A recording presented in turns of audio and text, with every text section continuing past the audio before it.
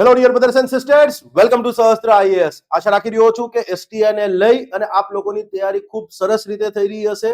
Slide જોઈ અને તમને ખ્યાલ આવી જ ગયો હશે કે આપણે શું ડિસ્કસ કરવાના છીએ. 4 જાન્યુઆરીના રોજ જે સ્ટેટ ટેક્સ ઇન્સ્પેક્ટરની પ્રાથમિક પરીક્ષા યોજાવા જઈ રહી છે એને અનુલક્ષીને હવે આપણે કરંટ અફેર્સ ડિસ્કસ કરવાના છીએ.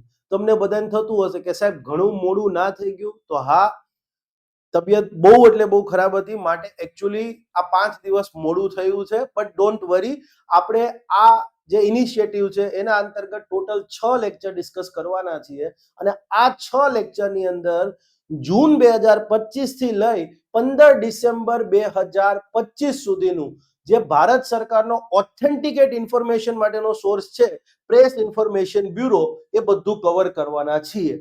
કોઈ વ્યક્તિ છે કે જેને એસટીઆઈ ની એક્ઝામ માટે કરંટ અફેર્સ નિગ્લેક્ટ કર્યું છે, પ્રિપેર જ નથી કર્યું, અને એ વ્યક્તિ ઈચ્છે છે કે એના કરંટમાં 10 થી 12 માર્ક શ્યોર શોર્ટ આવી જાય, તો બસ આટલા લેક્ચર જોઈ લેજો. તમારે કોઈ એટલે કોઈ બીજું એડિશનલ કરવાની જરૂર નથી. અને પ્રેસ ઇન્ફોર્મેશન બ્યુરોમાંથી દર વખતે તમને ક્લિયર છે 10 થી 12 સવાલ, 15 સવાલ હોય છે અને હોય જ છે, કારણ કે આ સરકારનો સૌથી ઓથેન્ટિકેટ સોર્સ છે. અને તમારે કોઈ એટલે કોઈ નોટ્સ બનાવવાની પણ જરૂરિયાત નથી.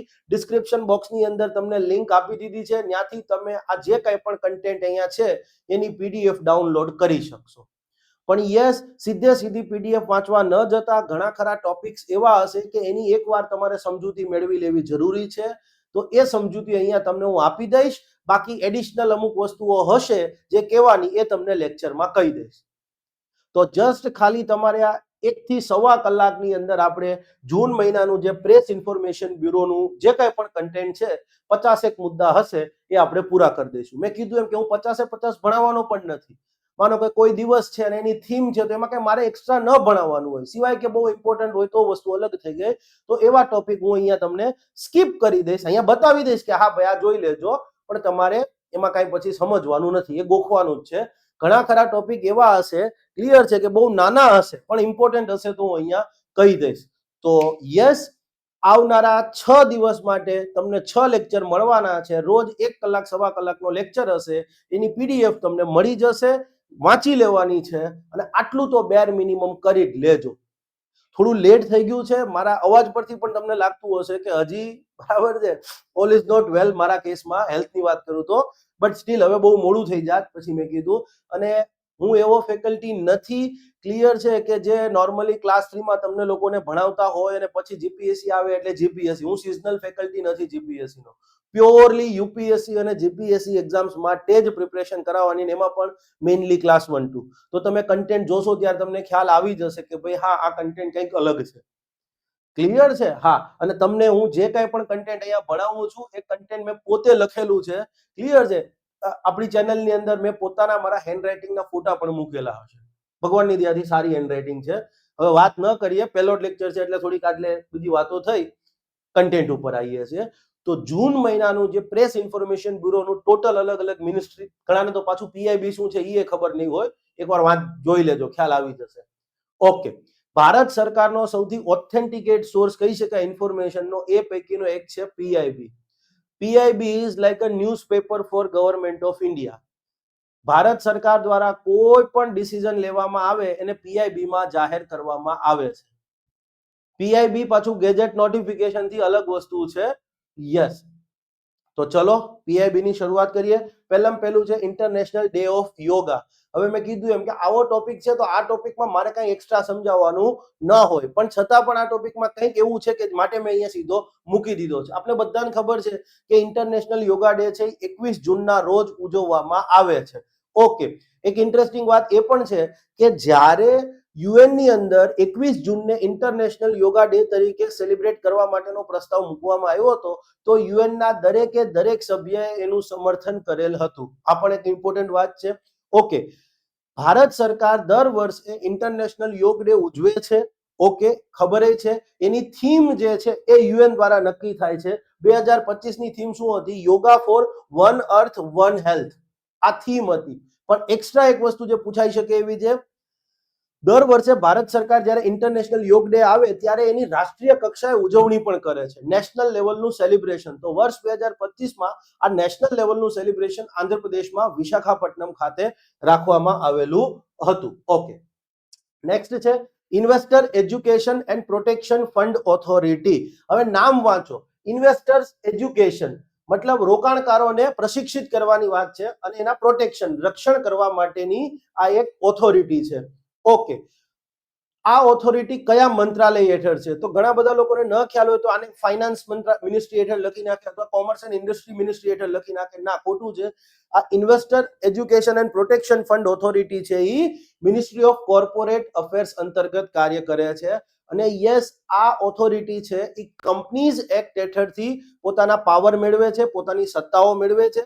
અને યસ, કંપનીઝ એક્ટ હેઠળ જ આ ઓથોરિટીના ગઠનની વાત થયેલી છે. યસ, માટે આપણે આ investors education and protection fund authority છે એને વૈધાનિક સંસ્થા ગણીશું. કોઈ પણ ઓથોરિટી, કોઈ પણ સંસ્થા છે, જો એની રચના, કોઈ પણ ઓથોરિટી, કોઈ પણ સંસ્થાન કે એની રચના સંસદ અથવા રાજ્ય વિધાન મંડળે ઘડેલા કોઈ કાયદા અંતર્ગત અથવા એની હેઠળ બનાવેલા નિયમો અંતર્ગત જો થઈ હોય તો એને આપણે વૈધાનિક સંસ્થા કહીએ છીએ. આ સંસ્થાનું કામ શું છે? કોર્પોરેટ અફેર્સ હેઠળ કામ કરે છે. કામ શું છે?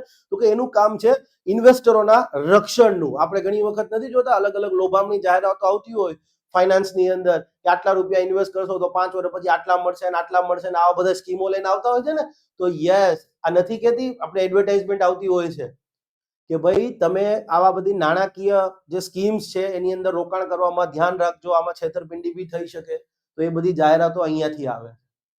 ક્લિયર છે? રોકાણકારોની કોઈ ફરિયાદ હોય કે ભાઈ અમારા રૂપિયા અમે આમાં ઇન્વેસ્ટ કર્યા હતા અને આ રીતનું અમને ડોક્યુમેન્ટ આપ્યા હતા, પ્રોમિસ કરવામાં આવ્યું હતું અને હવે અમારે ત્યાં જવાબ નથી દેતા, તો આ ઓથોરિટી કામ કરશે. નેક્સ્ટ એક ઇમ્પોર્ટન્ટ વસ્તુ છે, જો પૂછાઈ શકે એવી વસ્તુ છે, અનક્લેમ્ડ ઇન્વેસ્ટમેન્ટની રિકવરીને સુવિધાજનક બનાવે. અનક્લેમ્ડ ઇન્વેસ્ટમેન્ટ એટલે શું? તો સિમ્પલી એમ કહી શકાય કે આજે તમે કોઈ ઇન્વેસ્ટમેન્ટ કરો, લેટ્સ સે ફોર એક્ઝામ્પલ તમે કોઈ કંપનીના શેર્સ લઈને મૂકી દો, હવે તમને ખબર જ નથી.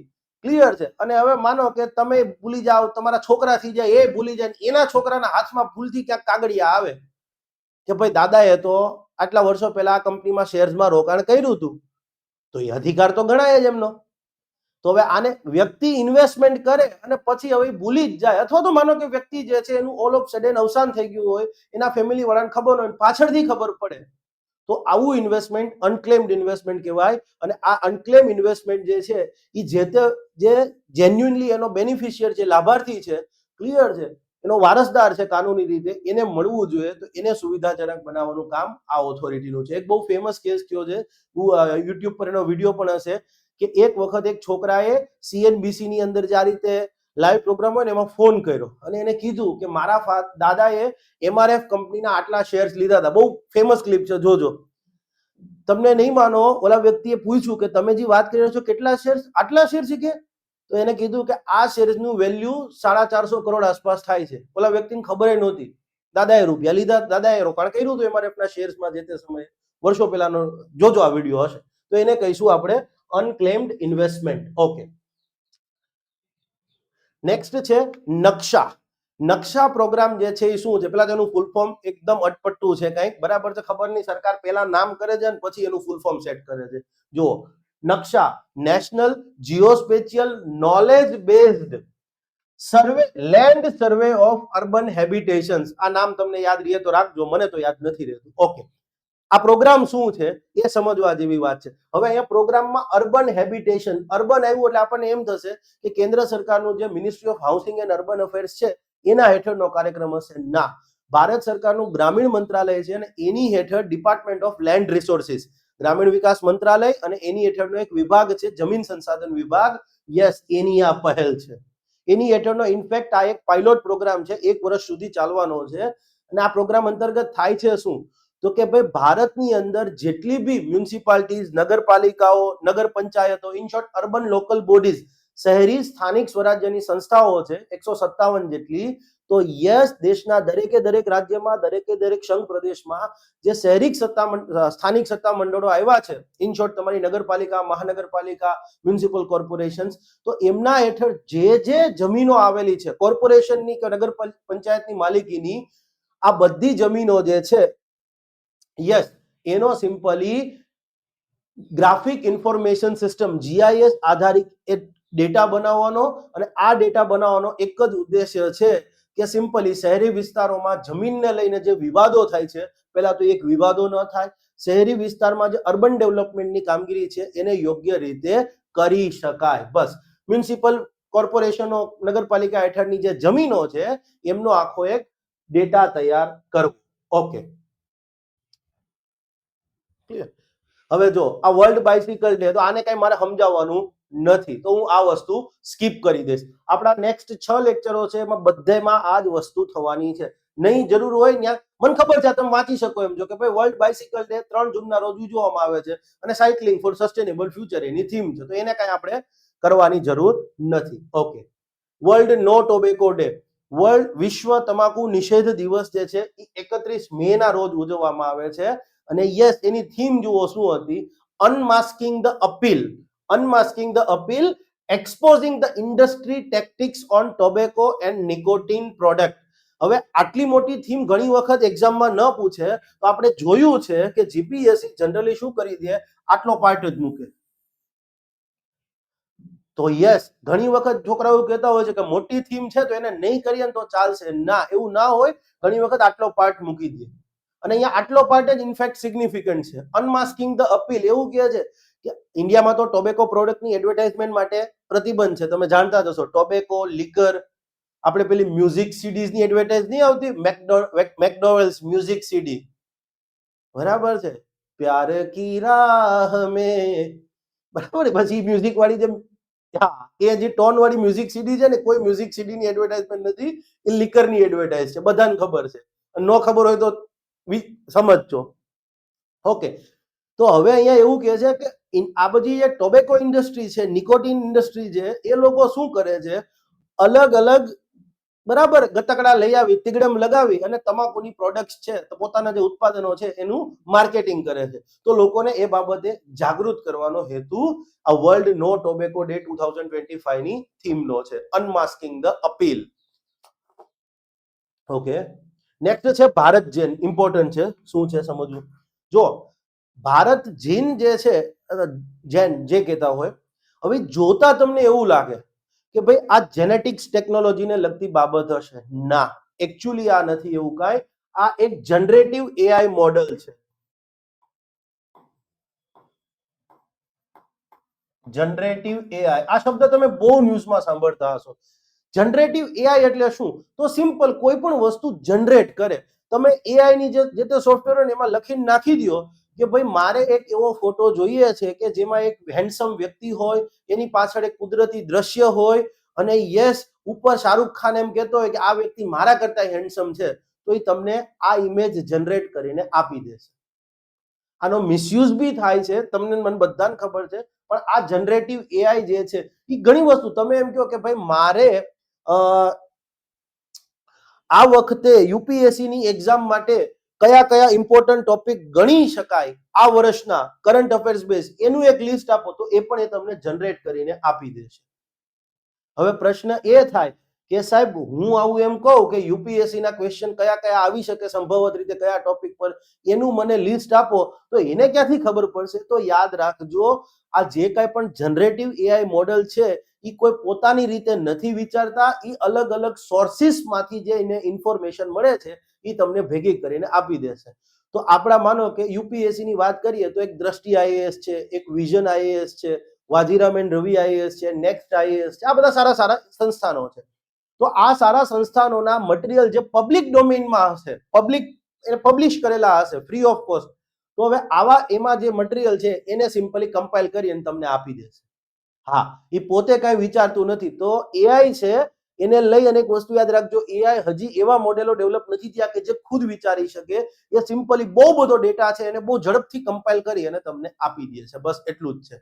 હા, એટલે ઘણા પાછા એઆઈ ને લઈ અને બહુ વિચારી રહ્યા છે. ઇનફેક્ટ આઈએમએફ ના જે ભૂતપૂર્વ ડેપ્યુટી ડાયરેક્ટર ગીતા ગોપીનાથન, જે અગાઉ ચીફ ઇકોનોમિસ્ટ હતા, યસ એમને જે છે આ વસ્તુને લઈ અને વોર્નિંગ પણ આપી ચૂક્યા છે કે દુનિયાના બધી મોટી મોટી કંપનીઓ એઆઈ માં રોકાણ લોકોને પેલું કરી રહી છે, તો ધ્યાન રાખવા જેવી વસ્તુ છે. સોરી, થોડું વિષયાંતર થઈ ગયું. ઓકે, આ જનરેટિવ એઆઈ જે છે, આ જનરેટિવ એઆઈ તરીકે ભારત જીન શું કામ કરશે? તો સિમ્પલી એનો એક જ પર્પસ છે કે ભારત સરકાર દ્વારા જે કંઈ પણ ઇન્ફોર્મેશન લોકો માટે આપવામાં આવે છે, તો આપણને ખબર છે એ તો મેઇનલી અત્યારે તો હિન્દી અને અંગ્રેજીમાં જ છે. ઓફિશિયલી તો આપણે હિન્દી અને અંગ્રેજી બે જ ભાષા છે.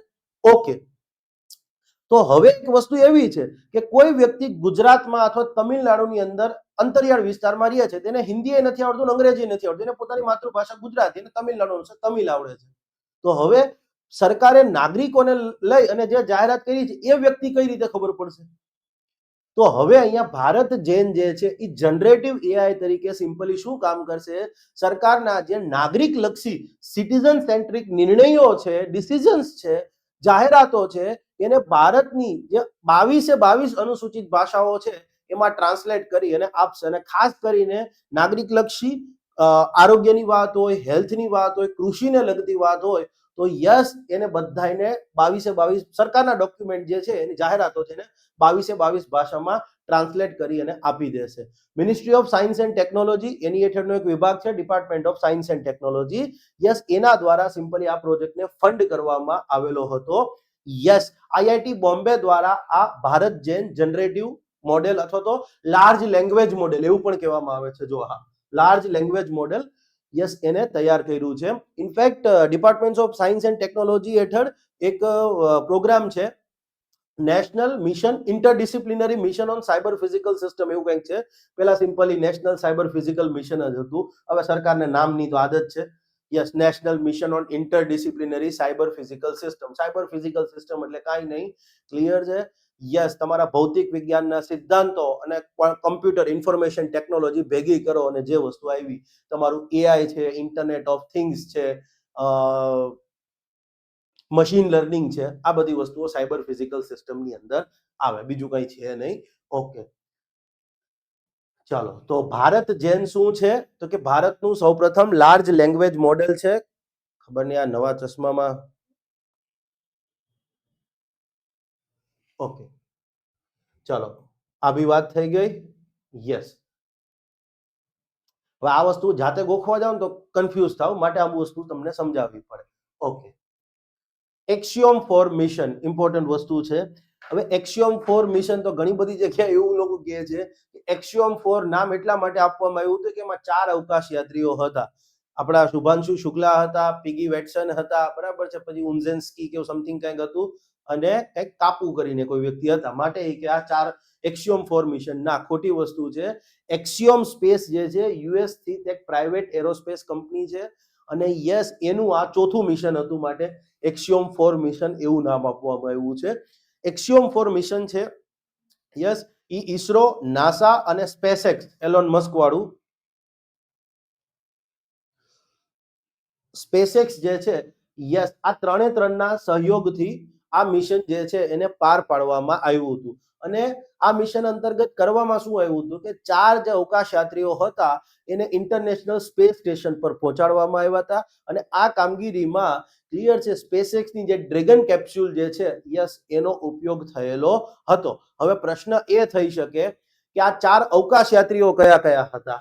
તો યસ, મેં કીધું એમ કે પીગી વેટસન યુએસએ તરફથી હતા, આપણા શુભાંશુ શુક્લા ઈસરો તરફથી હતા, બીજા એક જે છે એ તિબોર કાપુ, ક્લિયર છે, હંગરીના હતા, અને એ સિવાય એક આવડું મોટું નામ છે, બરાબર છે, પોલેન્ડના હતા. હવે પોલેન્ડ જે છે એનું કેપિટલ હેલેન્સ્કી છે, આપને ખબર છે, હેલેન્સ્કી સમથિંગ રાઈટ. તો આમાં જુઓ, ઉઝાન્સ્કી, વિઝનેવિસ્કી, ખબર નહીં આવે કે આવડા મોટા નામ રાખીને કરતા સિમ્પલ યોગી આદિત્યનાથ સાહેબની આરે મુલાકાત કરજો ને, એટલે કહી દેશે કે આજ તો તમારા નામ સરોજ, બસ વાત થઈ ગઈ પૂરી.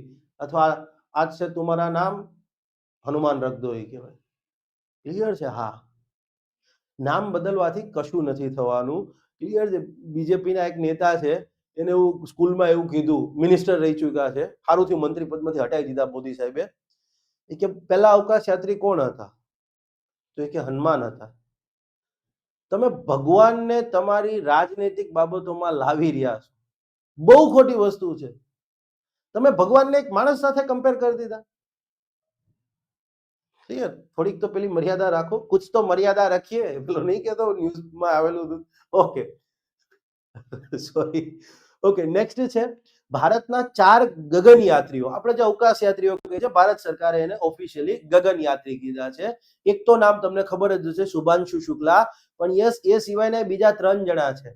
જો ગ્રુપ કેપ્ટન પ્રશાંત નાયર, ગ્રુપ કેપ્ટન અંગદ પ્રતાપ અને ગ્રુપ કેપ્ટન અજીત ક્રિશ્ચન. આ ચારે 4 જણા ભારતના ગગનયાત્રી જ છે. અને ઇનફેક્ટ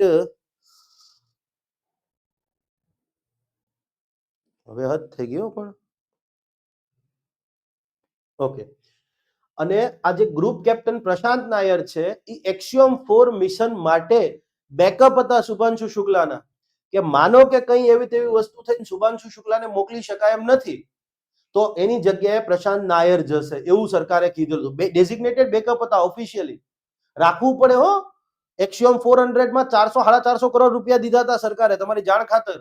ભારત સરકારે આ એક્સિયોમ 4 મિશન માટે શુભાંશુ શુક્લાજીને મોકલવાના 400-450 કરોડ રૂપિયા અંદાજે દીધા હતા.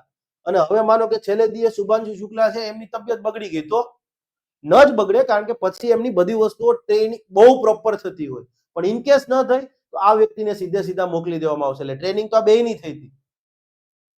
ક્લિયર છે? બે એટલે બેયની ટ્રેનિંગ થઈ હતી. પછી ફાઇનલી તો આ જ હતા, પણ એ ન જઈ શકે તો કેપ્ટન પ્રશાંત નાયર જે સોરી ગ્રુપ કેપ્ટન પ્રશાંત નાયર છે એમને મોકલવાની વાત હતી. ઓકે, હવે સૌથી ઇમ્પોર્ટન્ટ વસ્તુ કદાચ વિધાનવાળા વાક્યમાં પૂછાઈ શકે, અને ઇવન યુપીએસસી માં નેક્સ્ટ પૂછાઈ શકે એવી વસ્તુ છે. ઇન્ટરનેશનલ સ્પેસ સ્ટેશન ઉપર ગ્રુપ કેપ્ટન શુભાંશુ શુક્લા મોકલવામાં તો આવ્યા, પણ ત્યાં એમને અભ્યાસ શેનો કર્યો? કે ન્યા જઈને એવું નહોતું કે ભાઈ હા ચલો ન્યા ગયા અને વડાપ્રધાન મોદી આરે પછી વિડીયો કોલ પર વાત કરી ને કીધું ને બધી. એ બધી વસ્તુ તો 15-20 મિનિટમાં પૂરું કરી દેવાનું હોય. એનો બહુ મોટો ચાર્જ હોય, તમારી જાણ ખાતર. પણ ત્યાં કામ એમને શું કર્યું? તો પહેલો એમને અભ્યાસ 4 બાબતો ઉપર અભ્યાસ કરવાનો હતો. એમાં પહેલી બાબત છે કે આપણું શરીર, હ્યુમન બોડી જે છે, અવકાશમાં જાય પછી કેવા પ્રકારની ફિઝિકલ પ્રતિક્રિયા આપે, એની કોગ્નેટિવ જ્ઞાનેન્દ્રિયો છે એ કેવા પ્રકારની પ્રતિક્રિયા આપે, ફિઝિયોલોજીકલી, મેડિકલ સાયન્સ આપણે જે ફિઝિકલ કહીએ તો એ શારીરિક ગણીએ, પણ મેડિકલ સાયન્સમાં શારીરિક માટે ફિઝિયોલોજીકલ શબ્દ છે.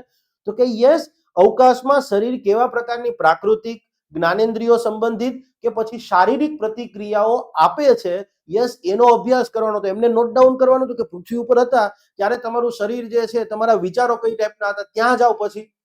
યસ, આ બધી વસ્તુઓ નોટ થાય, એમને ના થાય. પછી તો કે માઇક્રોગ્રેવિટીમાં સતતપણે ઇલેક્ટ્રોનિક જે ડિસ્પ્લે છે મોબાઈલની, આજે આવી આ ઇલેક્ટ્રોનિક ડિસ્પ્લે, ક્લિયર? તો માઇક્રોગ્રેવિટીમાં જે આ ઇલેક્ટ્રોનિક ડિસ્પ્લે છે એને કોન્સ્ટન્ટલી ઉપયોગ કરીએ તો એની શું અસરો આવે છે એ પણ એમને સમજવાનું. હવે સાહેબ એને સમજીને શું છે કે માઇક્રોગ્રેવિટીમાં આપણે ચાલો ઇલેક્ટ્રોનિક ડિસ્પ્લેનો ઉપયોગ, તો કે ભવિષ્યમાં લાંબા અંતરના જે સ્પેસ મિશનો છે એને આપણે હાથ ધરવા હશે ત્યારે એ બહુ ઇમ્પોર્ટન્ટ વસ્તુ છે. તમારે લેટ સે ફોર એક્ઝામ્પલ મંગળ પર મિશન મોકલવું છે, માણસો મોકલો એક દિન પહોંચી જાય? ટાઈમ લાગે ભાઈ મંગળ પર પહોંચતા. તમે એમ કહો મારે શનિ ઉપર, એ તો હજી વિચારતું જ નથી, નાસાય નથી વિચારતું, પણ આ તો ચલો વિચારી લઈએ. એમને ન થાય, બધી વસ્તુઓ ધ્યાનવી પડે. પછી એનાથી આગળની બાબત છે સ્કેલેટલ મસલ. સ્કેલેટલ મસલ એટલે બીજું કાંઈ તમે ના સમજો, પણ હાડકા સાથે જોડાયેલા જે સ્નાયુઓ છે એને સિમ્પલ ભાષામાં તમે સ્કેલેટલ મસલ કહી શકો.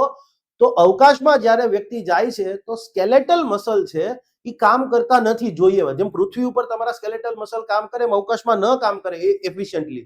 તો યસ, આવું કેમ છે? યસ, આ અસરને દૂર કરવા માટે શું કરવું જોઈએ એનો પણ અભ્યાસ કર્યો એમને.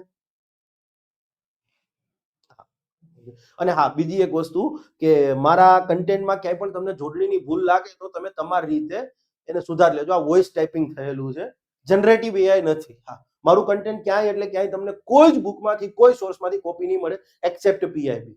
ઓકે, અને હવે નહીં મજા આવે ભાઈ, હવે થોડો લોડ આનો વધી રહ્યો છે. એના કરતા ઓલ્ડ ઇઝ ગોલ્ડ. લાસ્ટ જે છે જુઓ, તમે વાંચો તમારી રીતે. છે હાવ ઇઝી પણ ઇમ્પોર્ટન્ટ છે. વાંચશો તો નહીં ખ્યાલ આવે. Last point. હા હા, ક્યારનું કોન્સ્ટન્ટલી અહીંયા વાગતું હતું. ફર્સ્ટ ટાઈમ યુઝ કરેલા હતા. ઓકે, નેક્સ્ટ છે, જુઓ, હવે એક વસ્તુ છે, તમે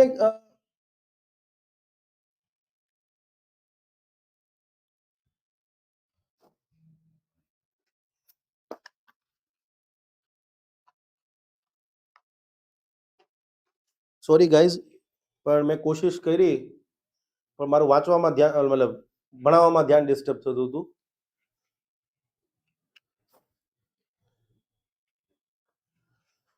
ઓકે, આ સિવાય એમને એક્સ્ટ્રીમોફાઇલ્સ અથવા એક્સ્ટ્રીમોફિલ્સ જે કે ટેડીગ્રેડ બેઝિકલી એક પ્રકારનું, બરાબર, બહુ એટલે બહુ નાનો સૂક્ષ્મ જીવ છે. માં એની સાઇઝ હોય 0.05 થી લઈને 1.3 સુધી એની સાઇઝ હોય. ક્લિયર છે? એને એક્સ્ટ્રીમોફિલ્સ કહેવામાં આવે. એક્સ્ટ્રીમોફિલ્સ એટલે કેવું કે ભાઈ નોર્મલી આપણે માણસ છે તો એક લિમિટ થી વધારે ટેમ્પરેચર થાય તો આપણે હ્યુમન સર્વાઈવ ન કરી શકે, બરાબર. આપણી ઉપર એક લિમિટથી વધારેનું પ્રેશર આવે તો હ્યુમન બોડી એને એક્સેપ્ટ ન કરી શકે. પણ ટેડીગ્રેડ જે છે સૂક્ષ્મ જીવ, એ એક પ્રકારનું એક્સ્ટ્રીમોફિલ્સ છે. મતલબ કે બહુ તાપમાન વધી જાય તોય એને કોઈ ફરક નથી પડતો, તાપમાન ઘટી જાય તોય એ સર્વાઈવ કરી શકે છે, એને પ્રેશર વધુ આપવામાં આવે તો પણ સર્વાઈવ કરી શકે, પ્રેશર ઘટી જાય તો પણ એ સર્વાઈવ કરી શકે છે. મતલબ કે વાતાવરણની એક્સ્ટ્રીમ સિચ્યુએશન હોય એમાં પણ ટેડીગ્રેડ એક સૂક્ષ્મ જીવ છે, યસ, એ સર્વાઈવ કરી શકે છે. માનો કે કદાચ પૂરું થઈ ગયું તો ફરી પાછું બેઠું થશે. તો આવું કેમ છે એનો અભ્યાસ જે છે એ એમને કરવાનો હતો. કેમ? કે જેથી સમજી શકાય પૃથ્વી સિવાય બીજે ક્યાંય જીવન શક્ય છે કે નહીં. આ તમારું ટેડીગ્રેડ છે. 0.005 થી લઈ અને 1.3 સુધીનો સૂક્ષ્મ જીવ માઇક્રોસ્કોપમાં તમારે જોવાનું થાય. પણ યસ, ચાહે ગમે એટલું ટેમ્પરેચર આવે, ગમે એટલું તમે એને, બરાબર, પ્રેશર આપો, કદાચ એ મરી જાય તો ફરી પાછું બેઠું થશે. તો યસ, પૃથ્વી સિવાય બીજે ક્યાંય પણ જીવન શક્ય છે કે નહીં એ બાબતે સમજૂતી મેળવવા એમને ટેડીગ્રેડ જેવા એક્સ્ટ્રીમોફાઇલ્સ જે છે એના રિવાઇવલ, કેમ ફરીથી બેઠું કઈ રીતે થઈ શકે છે, કઈ રીતે સર્વાઈવ થઈ શકે છે, અને એની રીપ્રોડક્શન સિસ્ટમ શું છે એનો પણ અભ્યાસ કરવાનો હતો. તો 4 અવકાશ યાત્રીઓ હતા: વાઇટસન, પીગી વાઇટસન, ઓલું હેલેન્સ્કી, ફેલેન્સ્કી, જે ટૂંકમાં વિઝેન્સ્કી, ઉઝેન્સ્કી જે કહેતા હતા એ આપણા શુક્લાજી, અને યસ, તિબોર કાપુ, ભૂલતા નહીં. ઓકે, નેક્સ્ટ છે ક્લીન પ્લાન્ટ મેકેનિઝમ. હવે આ નામ જ જોતો જુઓ, તમે ઘણી વખત છે ને એક્ઝામમાં કરંટ અફેર્સનો મુદ્દો તમને ન વાંચ્યો હોય ને તો પણ અમુક વસ્તુ તમને ખ્યાલ આવી જોઈએ. તો કે મિકેનિઝમ તો કોઈ પ્રણાલીની વાત કરે છે, કોઈ સિસ્ટમની વાત કરે છે. ઓકે, ક્લીન પ્લાન્ટ, સ્વચ્છ છોડ. હવે સ્વચ્છ છોડ એટલે શું? તો સિમ્પલી છોડવો સ્વચ્છ ક્યારે હોય? તો કે રોગમુક્ત હોય તો. યસ, રોગમુક્ત હોય તો જ છોડ જે છે એ સ્વચ્છ રહે. હા, પછી તો કે સ્વાભાવિક છે, આપણે શું કામ એને જે તે છોડ ઉગાડીએ છીએ? તો કે યસ, એમાં ઉત્પાદન વધારે મળે, એટલે ઉત્પાદકતા ઊંચી હોય, હાઈ પ્રોડક્ટિવિટી. યસ, તમે સમજવા માટે દાડમનો છોડ ઉગાડ્યો, ક્લિયર છે, પણ દાડમનો છોડ હવે માનો કે વર્ષે ગણીને તમને 50 દાડમ દેતો હોય તો એનો કોઈ મિનિંગ છે? ચલો, તમારા ઘર પૂરતું હોય તો ઓકે, પણ તમે ખેતરમાં જ્યારે ઉગાડો છો ત્યારે, અને આવા તમે 50,000 છોડ ઉગાડ્યા તો આસપાસના લોકોએ ભેગા મળીને બધા, પોઈન્ટ ઇઝ ક્લિયર. તો છોડવાઓ જે છે, યસ, એ રોગમુક્ત હોય અને એની ઊંચી ઉત્પાદકતા હોય એ બહુ અનિવાર્ય છે.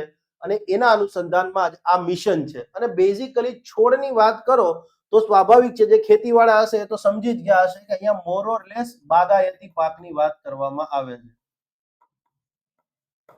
તો આ પણ આપણું સિમ્પલી એ જ વાત કરે છે.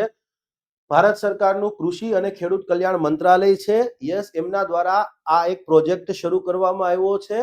Mission for integrated development of horticulture, સંકલિત બાગાયત વિકાસ મિશન જે છે, બાગાયતી ખેતી વિકાસ મિશન, યસ, એના અંતર્ગત આ કાર્યક્રમ શરૂ કરવામાં આવ્યો છે.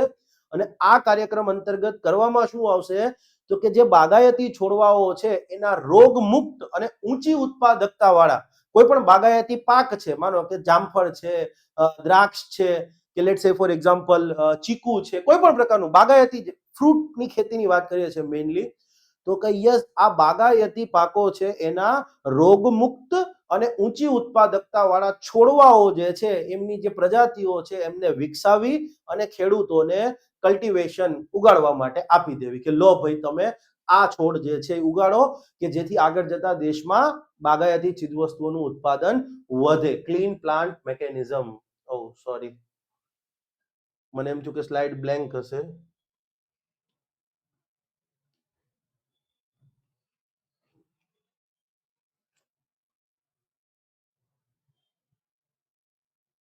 હવે આ જશે નહીં, કોઈ વાંધો નહીં, હું હટાવી દઈશ.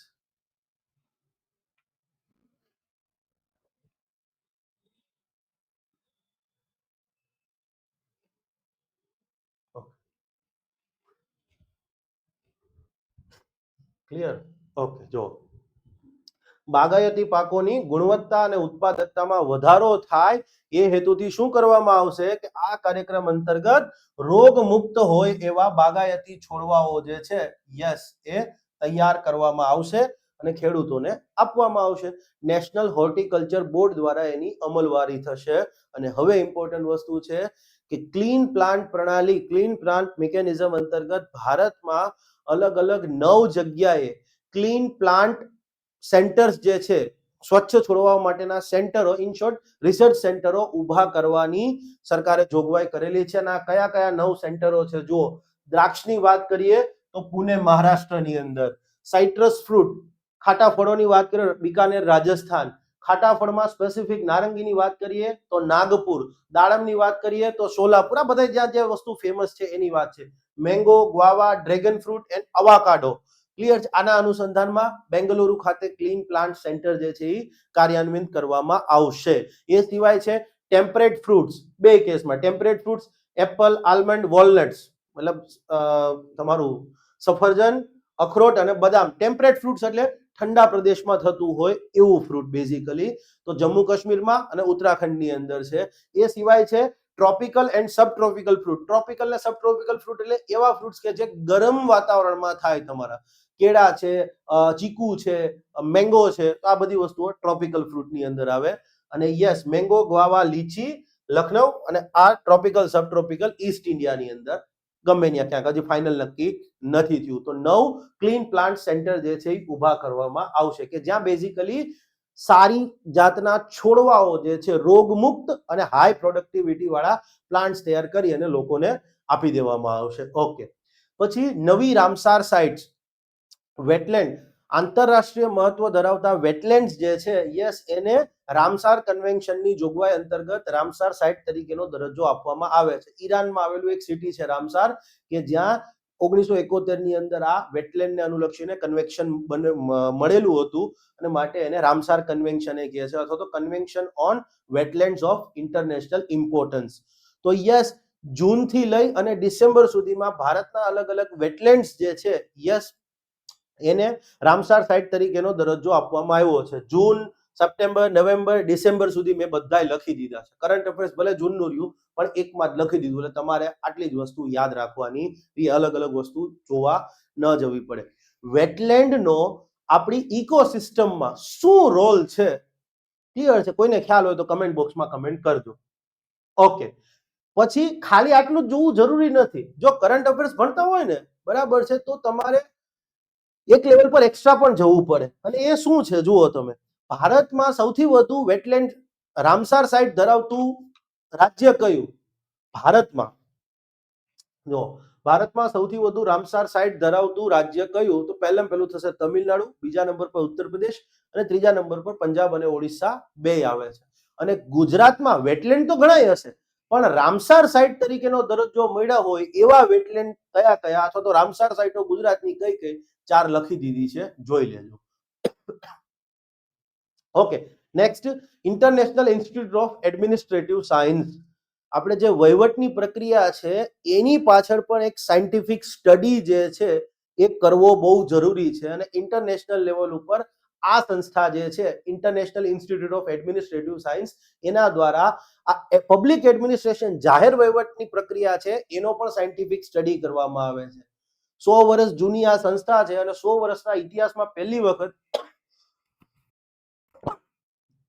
સોરી, ભારત જે છે યસ ઈ આ સંસ્થામાં પ્રમુખ પદે ચૂંટાઈ આવ્યું છે. 3 વર્ષ માટે 2025 થી લઈને 2028 સુધી ભારત આ સંસ્થાનો પ્રમુખ રહેશે. હમણાં જેની ચૂંટણી યોજાઈ હતી, ભારતે ઓસ્ટ્રિયા યુરોપ વાળું ઓસ્ટ્રિયા જે છે યસ એને હરાવી અને આ સંસ્થામાં પ્રમુખ પદ મેળવેલું છે.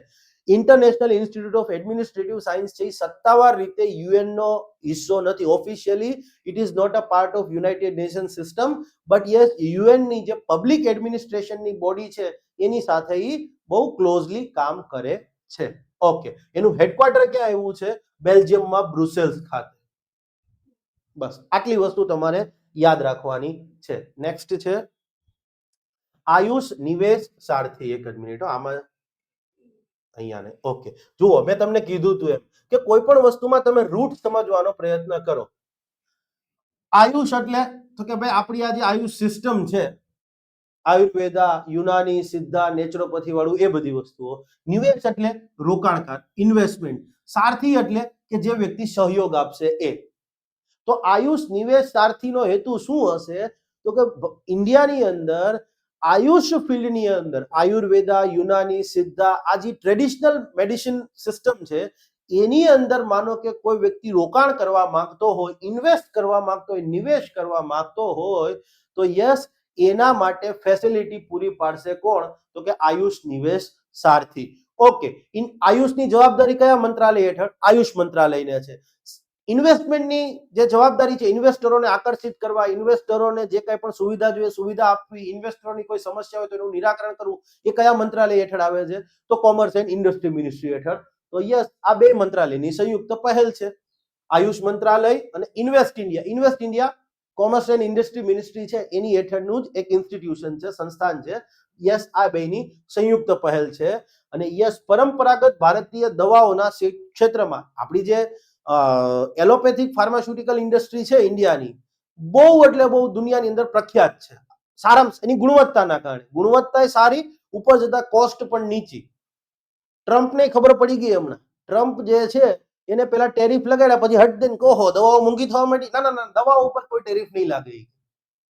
ખબર છે કે ઇન્ડિયાની દવા કોસ્ટમાં પણ સસ્તી છે અને ઉપર જતા ગુણવત્તા બી બહુ સારામાં સારી છે.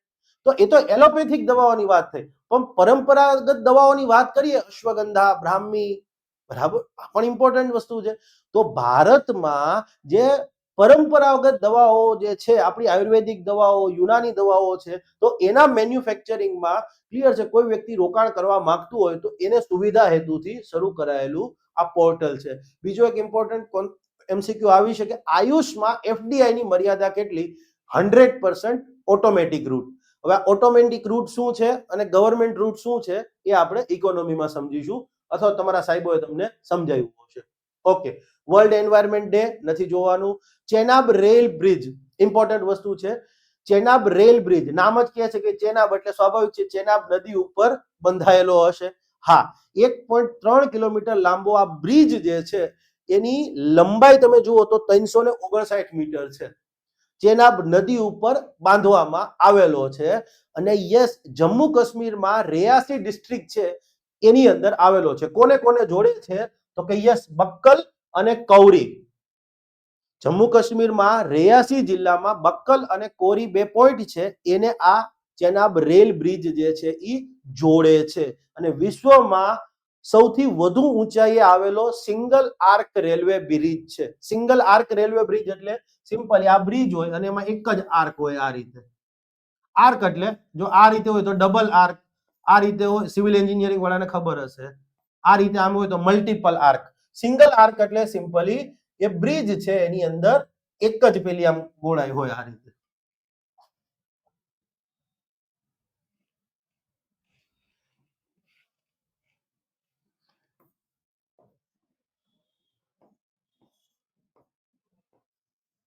આને કહેવાય સિંગલ આર્ક બ્રિજ. ક્લિયર?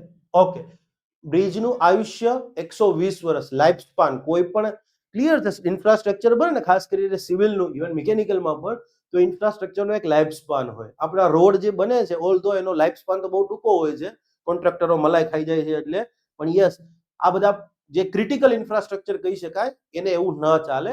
120 વર્ષનું લાઈફ સ્પાન છે. હવે તમે એક વસ્તુ વિચાર કરો, જમ્મુ કાશ્મીરમાં આવ્યો છે તો કાલ સવારે ત્યાં આતંકવાદી હુમલો થવાનો ભય થાય કે નહીં? યસ. તો આપણે એવી વ્યવસ્થા કરવી પડે કે નાનો મોટો કંઈક એવું થઈ ગયું તો એ બ્રિજ ટકી રહે. યસ, તો આ બ્રિજ છે એ બ્લાસ્ટ પ્રૂફ છે. પછી એની ઊંચાઈ જુઓ. જમ્મુ કાશ્મીર પહાડી વિસ્તાર, એક તો પહાડી વિસ્તારોમાં આટલી ઊંચાઈએ તમે તમારા નોર્મલી ફ્લેટ હોય 10 માળનો 15 માળનો, તો પેલા માળે પવન જુઓ, 15મા માળે પવન જુઓ, ક્યાં પવન વધારે હશે? ઓબ્વિયસલી 15મા માળે, 10મા માળે, 15મા માળે પવન વધારે. તો આ તો 360 મીટર એપ્રોક્સિમેટલી ઊંચો છે, તો ત્યાં વિન્ડની સ્પીડ કેટલી હોય? તો ત્યાં એવો જેવો તો બ્રિજ ન હાલે. તમે ઇવન સિવિલ એન્જિનિયરિંગ વાળાને પૂછજો, જે ઊંચી બિલ્ડિંગો બનતી હોય ને, તો એમાં એક સિવિલમાં એક વિષય આવે છે સ્ટ્રક્ચર ડિઝાઇન. તો જ્યારે તમે ઊંચા હાઈ રાઇઝ બિલ્ડિંગ બનાવો તો ત્યારે વિન્ડ લોડ પણ કેલ્ક્યુલેટ કરવો પડે, પવનનો લોડ. પવન એ એક લોડ, કારણ કે આટલી માનો આખું બિલ્ડિંગ છે ને એની ઉપર આમ પવન આવે તો એનો પણ એક વજન થાય હો, તમારી જાણ ખાતર. તો યસ, આ બ્રિજને પણ એ રીતે ડિઝાઇન કરવો પડશે. તો સરકારે કર્યો છે 266 કિલોમીટર પર કલાકની સ્પીડ ઉપર ક્લિયર છે એ બ્રિજ જે છે, યસ, એની ઉપર 266 કિલોમીટર પર અવરની સ્પીડે પવન ફૂંકાશે તો પણ એ બ્રિજ સહન કરી શકશે. હવે માનો કે જમ્મુ કાશ્મીર છે, અર્થક્વેકની બાબતમાં સેન્સિટિવ ગણી શકાય કે ન ગણી શકાય? કમેન્ટ કરજો. પણ યસ, આ બ્રિજ જે છે એને ભારતના અર્થક્વેક ઝોનની વાત કરીએ તો જે સૌથી લાસ્ટ અર્થક્વેક ઝોન છે, ઝોન 5, ક્લિયર છે, એ ઝોન 5 લેવલની અંદર જે અર્થક્વેક આવી શકે એ અર્થક્વેક સહન કરવા માટે પણ સક્ષમ છે આ bridge, Chenab railway bridge. Okay, હમણાં તાજેતરમાં જ ભારત સરકારે નવા અર્થક્વેક ઝોનેશન જાહેર કરી દીધા છે. આ ઝોન 5 જ્યારે હું વાત કરું છું ત્યારે ઓલ્ડ ઝોન, હવે નવા જાહેર થઈ ગયા છે, ઓલ્ડ ઝોન મુજબ, ઝોનેશન મુજબ. ઓકે, પછી આના જેવો જ એક બીજો બ્રિજ છે અને કન્ફ્યુઝન પોઈન્ટ થાય એવો, અને એ પણ દુનિયાનો પહેલો, સોરી, ભારતનો પહેલો કંઈક એવી વસ્તુ છે, Anji rail bridge. Chenab rail bridge છે અને બીજો પણ એક રેલ બ્રિજ છે, અંજી રેલ બ્રિજ. એને લઈને પણ એક વસ્તુ છે. જુઓ શું છે, તો કે અંજી રેલ બ્રિજ છે એ ભારતનો સૌપ્રથમ કેબલ સ્ટેડ રેલ બ્રિજ છે. કેબલ સ્ટેજ એટલે સિમ્પલી ગૂગલ પર આ વસ્તુ લખો અને ઇમેજમાં જતા રહો. ઇન શોર્ટ, તારથી જકડી રાખવામાં આવ્યો હોય આ બ્રિજ હોય, અને બ્રિજને આયા પેલું આ રીતે આમ કેબલના મૂક્યા હોય, આ કેબલ સ્ટેડ કેબલથી લટકાવવામાં આવેલો, કેબલથી, ક્લિયર છે, એનો લોડ કેબલ પર જતો હોય, અને ઉપર વાહન આ લોડ ઉપર જાય ને ફરી પાછો નીચે આવતો હોય. સિવિલ વાળાને વધારે ખ્યાલ હશે, હું પોતે સિવિલ છું એટલે થોડું ઘણું અંદર જતું રહેવાય. અને મને ભણાવનાર સાહેબ બહુ સારા હતા, બાકી હું સિવિલનું ભણ્યો નથી. એને લગભગ આજે 11 વર્ષ થઈ ગયા છે, પણ જેમની પાસે હું આ બધું ભણ્યો છું, બરાબર છે, સીડી પટેલ કરીને એક ફેકલ્ટી છે, ક્લિયર છે, યસ, એમની પાસે હું ભણ્યો છું, એમના કારણે મને બધું યાદ છે. યસ, ઓકે, ઇમ્પોર્ટન્ટ વસ્તુ છે આઈએનએસ અરનાલા. હવે આઈએનએસ અરનાલાની વાત કરીએ ને તો યસ, એની બેકગ્રાઉન્ડ સ્ટોરી સમજવી બહુ જરૂરી છે. મિનિસ્ટ્રી ઓફ ડિફેન્સ છે, મિનિસ્ટ્રી ઓફ ડિફેન્સ હેઠળ એક પ્રોજેક્ટ છે, ministry of defence, Indian navy, અને એની હેઠળનો એક પ્રોજેક્ટ છે, project ASW SCWC, anti submarine warfare shallow water craft, anti submarine warfare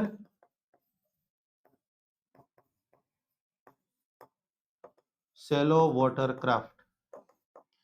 અને યસ, આ પ્રોજેક્ટ અંતર્ગત આ પ્રોજેક્ટ 16 જહાજોનું નિર્માણ કરવાનું છે, 16 જહાજો. અને આ 16 માંથી ક્લિયર છે 8 જે છે અરનાલા ક્લાસ,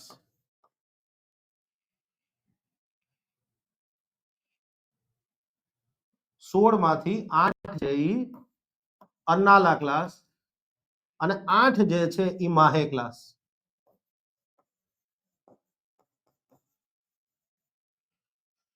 એન્ટી સબમરીન વોરફેર એ તો તમને ખબર પડી જ ગઈ હશે. શેલો વોટર ક્રાફ્ટ એટલે શું? તો કે સિમ્પલી તમે એક વસ્તુ વિચાર કરો કે ઇન્ડિયન નેવીના બેઝ છે એની ઓફિસો તમને ખબર છે કે વિશાખાપટ્ટનમમાં છે, યસ, મુંબઈમાં આવેલી છે, મુંબઈમાં બી યસ નેવીના ઓફિસો તો છે, અને ઇનફેક્ટ કમાન્ડ સેન્ટરો છે મોટા લેવલ પરના, યસ, નીચે દક્ષિણમાં જશો તો બીજા પણ ઓફિસો છે, કમાન્ડ સેન્ટરો છે. તો હવે તમે વિચાર કરો, એ તો દરિયા કિનારે હોય, તો દરિયા કિનારે તમે એક વસ્તુ સમજો કે જેમ જેમ દરિયા કિનારાની નજીક આવતા જાઓ એમ પાણીની ઊંડાઈ જે છે એ ઓછી થતી જાય. તો જે તમારા મોટા મોટા જહાજો છે, માનો કે તમે આઈએનએસ વિક્રાંત કહો કે બીજા કોઈ પણ જહાજો છે, એ તો બધા દરિયામાં એ કઈ સીધા પેલી ઉપર તો નથી આવી શકવાના, એને તો દરિયામાં બીજી જગ્યાએ વોરફેર માટે રહેવાનું છે. તો પછી એવા પણ તમારા જહાજો હોવા જોઈએ કે જે ઓછી ઊંડાઈ વાળું પાણી છે ત્યાં આવેલા જે નેવીના કમાન્ડ સેન્ટરો છે કે ઓપરેશન સેન્ટરો છે એને પણ પ્રોટેક્ટ કરી શકે. તો એના માટે બેઝિકલી આ જહાજો છે. શેલો વોટર ક્રાફ્ટ એટલે ઓછી ઊંડાઈ વાળું પાણી છે, દરિયામાં ઊંડાઈ ઓછી હોય ત્યાં પણ એ ઓપરેટ કરી શકે, પ્રોટેક્શન આપી શકે. તો યસ, આ 16 જહાજો છે, યસ, 8 અર્નાલા ક્લાસ અને 8 માહે ક્લાસ જે છે, યસ, એ આ પ્રોજેક્ટ અંતર્ગત તૈયાર કરવામાં આવશે. અને આ અર્નાલા ક્લાસની 8 શિપ છે, એનું પહેલું જહાજ છે એ આઈએનએસ અર્નાલા છે, આનું પહેલું જહાજ છે એ આઈએનએસ માહે છે. ઇનફેક્ટ આ જે માહે ક્લાસ જે છે એ નામ બધા ભારતના જે પશ્ચિમ કિનારા ઉપર આવેલા સિટીઝ છે એના નામ પરથી છે. યસ, મેં લખીને આપી દીધું છે, ડોન્ટ વરી. એમાંનું એક આઈએનએસ માંગરોળ બી છે, તમારી જાણ ખાતર. અને આ જે નામ છે અર્નાલા, એ બેઝિકલી જે આપણા ઐતિહાસિક કિલ્લા છે, ક્લિયર છે, હિસ્ટોરિકલ જે ધરોહર કહી શકાય એના નામ પરથી આપવાની વાત છે. યસ, અર્નાલા હિસ્ટોરિકલ જે સ્મારકો છે, કિલ્લાઓ છે એના નામ પરથી. અને માહે ક્લાસ છે ઈ તો કે યસ, પશ્ચિમ કિનારા પર આવેલા સિટીઝ, માહે છે એ સિટીનું નામ છે. તમે જોશો ને, માહે સર્ચ કરશો તો પશ્ચિમ કિનારાઓ પોંડિચેરી હસ્તક છે, સોરી પુદુચેરી હસ્તક છે. યસ, આની જે બનાવટ છે એ કોલકાતાની સ્થિત આપણું એક પીએસયુ છે, Garden Reach Ship Builders Engineers Limited, અને આ જે છે એ કોચિન શિપયાર્ડ લિમિટેડ દ્વારા બનાવવામાં આવશે. What is clear? તો આઈએનએસ અર્નાલા બધી વાત કરી ચૂક્યો છું. યસ, અને હા, એક વસ્તુ ભૂલાઈ ગઈ, ઇમ્પોર્ટન્ટ છે, અભય ક્લાસ. વર્ષોથી ઇન્ડિયન નેવી અભય ક્લાસના જહાજો છે એનો ઉપયોગ કરે છે. તો ધીમે ધીમે હવે ક્લિયર છે, આ જે જહાજો છે અભય ક્લાસનું વર્ષો જૂના અભય જહાજોનું સ્થાન લેશે. ઓકે, યસ, ચાલો, બધું લખી દીધું છે. ઓકે, ઉમ્મીદ પોર્ટલ, ઉમ્મીદ, હા, આમાં મોદી સાહેબનો વાક નથી, આ બહુ જૂનું છે, 1993 નું નામ છે. Yes, Umeed unified Waqf management empowerment efficiency and development portal. Unified Waqf U, M for management, E for empowerment, again E for efficiency, અને next D for development. Umeed એક કાયદો છે બેઝિકલી, અને યસ, એના અંતર્ગત આ પોર્ટલ જે છે એ ક્રિએટ કરવામાં આવ્યું છે. અને વકફ શબ્દ આવી ગયો એટલે તમને ખ્યાલ આવી ગયો કે it is related to Muslim community, અને મુસ્લિમ કમ્યુનિટી આવે તો એને લગતું મંત્રાલય કયું છે? તો કે આપણું લઘુમતી બાબતોનું મંત્રાલય. ખાલી મુસ્લિમ નહીં, હા ભાઈ, જૈન, બૌદ્ધ, પારસી, શીખ અને ક્રિશ્ચિયન, આ 6 જે નોટિફાઈડ રિલિજિયસ માઇનોરિટી છે એમને લગતી બાબતોની કામગીરી લઘુમતી બાબતોના મંત્રાલય અંતર્ગત થાય છે. તો ઉમ્મીદ પોર્ટલ છે એ લઘુમતી બાબતોના મંત્રાલય હેઠળની પહેલ છે. ફૂલ ફોર્મ વાત જોઈ ચૂક્યા છીએ. અને વકફ મેનેજમેન્ટ વાત શું કરવામાં આવે છે? તો આપણને ખબર છે કે આપણે હમણાં તાજેતરમાં વકફ બિલ હતું, એને લઈને કોઈ બીજી ચર્ચા નથી કરવી. પણ યસ, એવું કહે છે કે કેન્દ્રીય અને રાજ્ય કક્ષાએ કાર્યરત જે વકફ બોર્ડ છે, સેન્ટ્રલ વકફ બોર્ડ અને સ્ટેટ વકફ બોર્ડ છે, એમના હેઠળની જે પ્રોપર્ટીઓ છે, એમના હેઠળની જે મિલકતો છે, યસ, એ મિલકતોનો આખો એક ડિજિટલ ડેટાબેઝ એટલે તમારું ઉમ્મીદ પોર્ટલ. સિમ્પલી વચમાં સરકારે ડેડલાઇન બી આપેલી હતી અત્યાર સુધી કે ભાઈ વકફ હેઠળની જે પ્રોપર્ટીઓ છે એને ઉમ્મીદ પોર્ટલ ઉપર તમારે રજીસ્ટર કરવી પડશે. આ ઇમ્પોર્ટન્ટ છે, ચર્ચામાં રહેલી વસ્તુ છે. વકફ બોર્ડે રાજ્યનું હોય કે કેન્દ્ર સરકારનું, એના હેઠળની જે પ્રોપર્ટીઓ છે એ બધાને આ પોર્ટલ ઉપર રજીસ્ટર કરવાની હતી. ઉપર જતા એનું જીઓ ટેગિંગ પણ જઈને કરવાનું, એ પ્રોપર્ટી ઉપર જઈને લોકેશન ઓન કરીને પછી કરવાનું. અને આગળ જતા એનું વેરિફિકેશન કરાવવાનું કે જેથી આગળ જતા હવે પછી જે કોઈ પણ વિવાદ સંભવિત રીતે થઈ શકે એમ હતો એ ન થાય. ક્લિયર? ઓકે. અને એની ઉપર આગળ જતા સરકાર દેખરેખ પણ રાખશે. હા હા ઓકે, ઇમ્પોર્ટન્ટ છે. મને આ ઇમ્પોર્ટન્ટ દેખાય છે. International conference on disaster resilient infrastructure. આ ટર્મ સમજવી બહુ જરૂરી છે. Disaster resilient infrastructure. તમે એક વસ્તુ વિચાર કરો કે માનો કે આપણે અહીંયા પૂર આવ્યા બહુ હેવી. પૂર આવે તો પબ્લિક પ્રોપર્ટી પણ ડેમેજ થશે ને. સામાન્ય લોકોની તો ડેમેજ થવાની જ છે, પણ માનો કે રોડ છે, વીજળીના થાંભલાઓ છે, ટેલિકમ્યુનિકેશન માટેના જે ટાવર્સ છે, આ બધું બી ડેમેજ થશે. યસ, ઉલટાનું પહેલા વધારે આ ડેમેજ થશે. બહુ હેવી આવ્યું હશે તો લોકોની ખાનગી પ્રોપર્ટી ડેમેજ થશે, આપણને ખબર છે. તો હવે એક વસ્તુ વિચાર કરો, જેવું પૂર પતી જાય એટલે ફરી પાછા તમારે વીજળીના થાંભલા ઉભા કરવાના. ક્લિયર છે? ટેલિકમ્યુનિકેશનના કઈ વસ્તુ તાર બાર તૂટ્યા હોય તો એ ફરી પાછું રિપેર કરવાનું, તો એની એક કોસ્ટ આવે. હા, અને એક વસ્તુ વિચાર કરો, આ એક્સ્ટ્રીમ વેધર ઇવેન્ટ કહીએ છીએ, પૂર, ચક્રવાત ને એ બધું, એ તો હવે ડે બાય ડે વધવાની, એની ફ્રીક્વન્સી તો વધી રહી છે. પહેલા તો તમને વર્ષે 2 વર્ષે એકાદી વખત સાયક્લોન આવતું, હવે તો વર્ષમાં 3 સાયક્લોન આવી ગયા. તો આ વસ્તુ તો ડે બાય ડે વધવાની છે. અને હવે દર વખતે તમારે રોડ નવા બનાવવા પડે, વીજળીના થાંભલા નવા નાખવા પડે, તેની કોસ્ટિંગ કેટલી આવે? તો લોસ થાય ને. જીડીપી ની ગણતરી કરતા હોય તો બધું ડેપ્રિસિએશનમાં માઇનસ થાય. સાહેબ તમે ક્યાં બધું ઇકોનોમીમાં બધું આવે ભાઈ ભણવાનું? તમારા સાહેબો ભણાવે કે મને નહીં ખબર. ક્લિયર છે? હા, તમારા સાહેબો તમને ખેતીના પાકોમાંથી એમાંથી જ ઊંચા નથી લઈ આવતા, અથવા તો કોપી કરીને બીજા સાહેબોનું ભણાવે છે, તો એ કે મારો વાંક તો નથી. પણ આ બધું ડેપ્રિસિએશનમાં જાય, તો એ જીડીપીમાં લોસ છે at the end of day.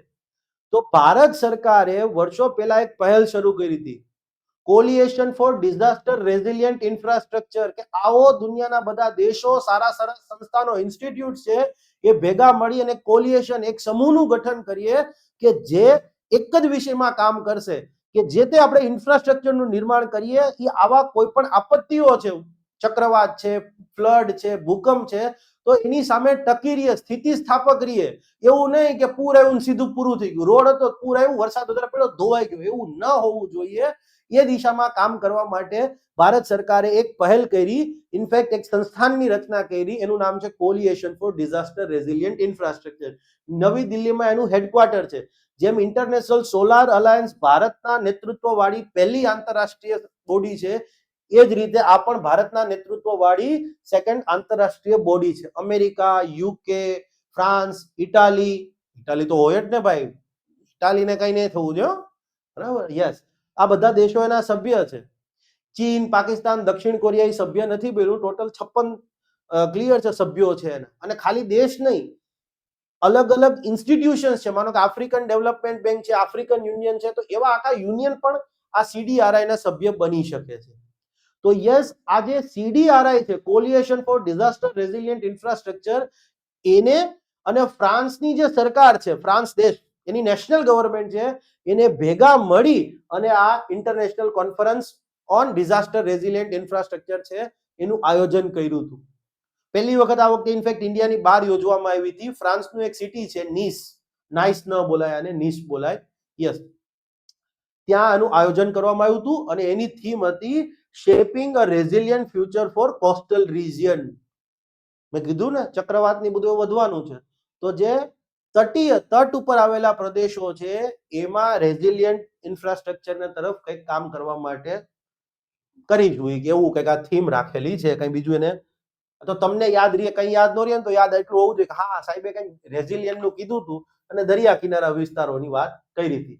સીડીઆરઆઈ શું છે એ પણ હું તમને સમજાવી ચૂક્યો છું. યસ, અને બેઝિકલી અહીંયા કોઈ દેશ સભ્ય બને તેનો લાભ શું છે, તો સિમ્પલી ભારતે કીધું છે કે ભાઈ અમારી એન્જિનિયરિંગ કોલેજો તમે જી કયો, પણ અમારા જે એન્જિનિયરો છે એને બહાર નીકળીને માર ખાઈ અંતે તો એટલા ટેકનિકલી એટલા હોશિયાર થઈ જ ગયા છે કે એ જે કંઈ પણ એને નોલેજ મેળવ્યું છે એ નોલેજ કે અમે તમને આપશું બીજા દેશોને.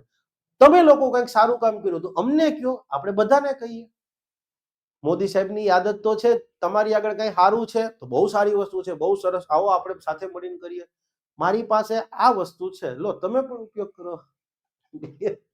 ને પોલિટિશિયનમાં એ જ વસ્તુ હોવી જોઈએ. પોસિબિલિટી રાહુલ ગાંધી પાસે અત્યારે એ વસ્તુ નથી જોવા મળતી, અને કદાચ હું એવું જ કહીશ કે રાહુલ ગાંધી વધારે પડતા સારા છે, રાજનીતિમાં એટલું સારું ન હોવું જોઈએ.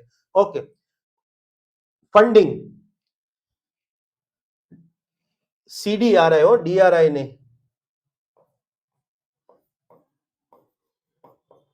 CDRI નું ફંડિંગ તો કે ભાઈ 56 દેશો એના સભ્ય છે, દેશો અને સંસ્થાનો બધા ભેગા મળી, પણ એનું મોટા ભાગનું ફંડિંગ ભારત દ્વારા જ આપવામાં આવે છે. કદાચ કોઈ દેશ સ્વૈચ્છિક રીતે કંઈક આપવા માંગતું હોય, ક્લિયર છે, તો એને આપણે આપવાની છૂટ આપીએ છીએ કે ભાઈ ચલો તમે $5 મિલિયન દીધા, ઇટ ઇઝ ફાઇન, બરાબર છે.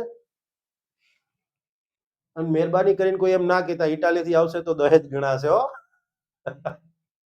યસ, આ વસ્તુ હોવી બી ના જોઈએ, બરાબર છે. અને ઇટાલીને અમે તો પહેલેથી મામાનું ઘર કહેતા હતા, આ તો હવે કંઈક આપણે બીજી બધી વસ્તુઓ વાત કરીએ છીએ. અને ખરેખર આ વસ્તુ હું તમને બોલી રહ્યો છું, પણ મારા માટે નહીં, આપણા બધા માટે શરમની વાત છે. મેં આની પહેલા એક વિડીયોમાં કીધું હતું કે તમે દેશના પીએમને જે કેવું હોય, અહીંયા દેશમાં કેવું હોય કયો વાંધો નહીં, પણ વિદેશમાં જ્યારે જાય છે તો એ દેશનું પ્રતિનિધિત્વ કરે છે. PM represents a country and his people, clear. તો માટે આ બધા જે મીમ્સ બાજો છે એમને કહી કે તમે મીમ બનાવો, વાંધો નહીં, કદાચ મોદી સાહેબનું, અમિત શાહ સાહેબનું બનાવશો કોઈ મીમ તો વાંધો નહીં, ભલે તમને બે ઝઘડતા હોય એવું બનાવી દો, પણ કોઈ દેશની અને કોઈ મહિલાને લઈ અને તમે જ્યારે કરી રહ્યા છો ત્યારે એ બહુ ખોટું છે. માટે આજ વખતે મેં 2 વખત રેફરન્સ લીધું. હું સીધું તમને કહેત ને તો તમે એમ કે હા ભાઈ બહુ, માટે પહેલા હું એની અંદર ગયો પછી તમને કીધું. Okay, yes. World food safety day, world ocean day જોઈ લેજો, આ બી તમારી જાતે જોઈ લેવાનું છે. UN ocean conference, yes, world ocean conference અથવા united nation ocean conference, yes, ફ્રાન્સમાં હમણાં જે વાત કરી એ નીસ સિટી છે, એની અંદર 3જી UN ઓશન કોન્ફરન્સ જે છે એનું આયોજન કરવામાં આવ્યું હતું. અને યસ, આ આયોજન જે છે અથવા એની સંયુક્ત યજમાની ફ્રાન્સ અને કોસ્ટારિકા દેશ છે, એમના બંને દ્વારા કરવામાં આવી હતી. એની થીમ બહુ લાંબી છે, પણ મોર ઓર લેસ સસ્ટેનેબલ ડેવલપમેન્ટ ગોલ 14 સાથે એ લિંક છે. અને યસ, આ UN ઓશન કોન્ફરન્સ છે, યસ, એમાં ભારતે પણ એક વસ્તુ લોન્ચ કરી હતી, એક સહવ પોર્ટલ, SAHAV આગળ લખેલું છે, ડોન્ટ વરી. આ સહવ પોર્ટલ શું છે તો કે ડિજિટલ ઓશન ડેટા પોર્ટલ છે. તો કે ભાઈ સમુદ્રી વ્યવસ્થાપન, ઓશન મેનેજમેન્ટની વાત કરીએ તો એ સાયન્ટિફિક રીતે ડેટા આધારિત કરી શકાય, એના માટે ભારત સરકારનું જે મિનિસ્ટ્રી ઓફ અર્થ સાયન્સ છે, ભૂ વિજ્ઞાન અથવા પૃથ્વી વિજ્ઞાન મંત્રાલય, એના દ્વારા આ સહવ પોર્ટલ જે છે એ લોન્ચ કરવામાં આવ્યું હતું. Yes, yes, NIIF, national infrastructure investment fund, આ સમજવા જેવું છે અને ઇકોનોમીમાં પણ ઇમ્પોર્ટન્ટ છે. મારા છોકરાઓને તો હું 2022-23 થી ભણાવું છું. નેશનલ ઇન્ફ્રાસ્ટ્રક્ચર ઇન્વેસ્ટમેન્ટ ફંડ, આ ફંડ જે છે એને ભારતનું પેલું સોવરિન ફંડ કહેવામાં આવે છે. હવે સોવરિન એટલે શું મિનિંગ થાય? જો આ સમજો, કોઈ બી જગ્યાએ સોવરિન આવે ને,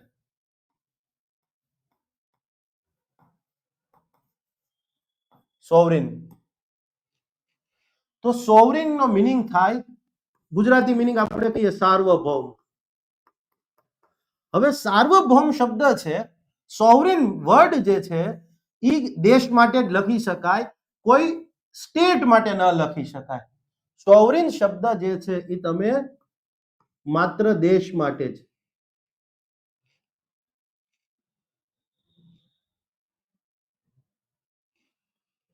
માત્ર દેશ માટે જ પ્રયોજી શકાય. અને અહીંયા એનો મિનિંગ આ થાય છે કે કોઈ પણ જગ્યાએ સોવરિન ઓનરશિપ, મતલબ કોઈ દેશની સરકાર એની માલિક હોય. સોવરિન ફંડ એટલે સિમ્પલી દેશની સરકાર જેની માલિક હોય, દેશની સરકાર, નેશનલ ગવર્મેન્ટ,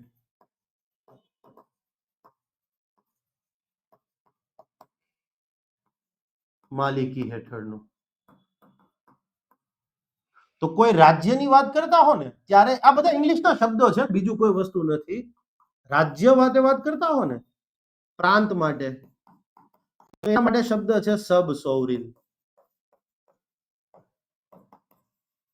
તો સોવરિન ગોલ્સ મતલબ દેશનો ગોલ, સોવરિન ફંડ મતલબ દેશની સરકાર જે નેશનલ ગવર્નમેન્ટ છે એની માલિકીનું. સાર્વભૌમત્વ તમે એમ ના કહી શકો કે ગુજરાતના સાર્વભૌમત્વને નુકસાન થાય છે. નો, Indian Constitution doesn't provide for the sovereignty of the state. It only provides for the sovereignty of a country, Union of India, heavy, not the Federation of India. તો સોવરિન નો મિનિંગ થાય, ક્લિયર છે, કે જે national government છે એની માલિકીનું. Point is clear. Political science નો આ શબ્દ છે બેઝિકલી. તો આ ભારતનું સૌપ્રથમ સોવરિન ફંડ છે, એનો મિનિંગ ભારત સરકારની માલિકી હેઠળનું આ પહેલું એવું ફંડ છે. અને નામ જ સૂચવે છે ઇન્ફ્રાસ્ટ્રક્ચર ઇન્વેસ્ટમેન્ટ. તો કે યસ, દેશમાં ઇન્ફ્રાસ્ટ્રક્ચર ડેવલપમેન્ટ ને વેગ આપવો એ તો મોદી સાહેબની પહેલી પ્રાથમિકતા છે, આપણે બધાને ખબર છે, સારી વસ્તુ છે. તો યસ, મોદી સરકાર દ્વારા સ્પેસિફિકલી એક ફંડની રચના કરવામાં આવી. 40,000 કરોડ રૂપિયાની વેલ્યુનું આ ફંડ છે અને એનો એક જ ઉદ્દેશ્ય છે કે દેશની અંદર જે કોઈ પણ ઇન્ફ્રાસ્ટ્રક્ચર પ્રોજેક્ટ છે એને ફંડિંગ આપવું. ગ્રીનફિલ્ડ હોય કે બ્રાઉનફિલ્ડ હોય, નવા પ્રોજેક્ટ હોય કે અધવચ્ચે અટકેલા પ્રોજેક્ટ હોય, પણ જો એ કોમર્શિયલી વાયબલ હોવા જોઈએ, વાણિજ્યિક દ્રષ્ટિએ યોગ્ય ઉચિત હોય કે આગળ જતા પ્રોફિટેબલ હોય, તો એવા પ્રોજેક્ટને ફંડ જે છે એ NIIF માંથી આપવામાં આવે છે. ઓકે, સેબી રજિસ્ટર્ડ, સેબી સમક્ષ રજિસ્ટર્ડ થયેલું કેટેગરી 2 અલ્ટરનેટિવ ઇન્વેસ્ટમેન્ટ ફંડ છે. આ શું છે તમારે અત્યારે જાણવાની જરૂર નથી, કારણ કે બહુ લાંબી વસ્તુ થઈ જશે. ફોરેન ઇન્વેસ્ટમેન્ટના ટોપિકમાં આપણે ડિસ્કસ કરીએ છીએ એ વસ્તુ. 40,000 કરોડ ફંડનું 40,000 કરોડની વેલ્યુ છે. આ ફંડ જ્યારે બન્યું ત્યારે શરૂઆતમાં 100% એની માલિકી ભારત સરકારની હતી. વર્તમાનમાં ભારત સરકારની માલિકી જે છે યસ એ 49% જ છે. અને આ ફંડ હેઠળ બીજા 4 ફંડ કાર્યરત છે. પહેલું છે માસ્ટર ફંડ, એ તો યસ, બીજું ફંડ્સ ઓફ ફંડ છે, એક છે ઇન્ડિયા જાપાન ફંડ અને એક છે સ્ટ્રેટેજિક ઇન્વેસ્ટમેન્ટ અથવા સ્ટ્રેટેજિક ઓપોર્ચ્યુનિટી ફંડ. ક્લિયર છે, એ તમારે અત્યારે નથી જાણવું, ગોખી લેજો.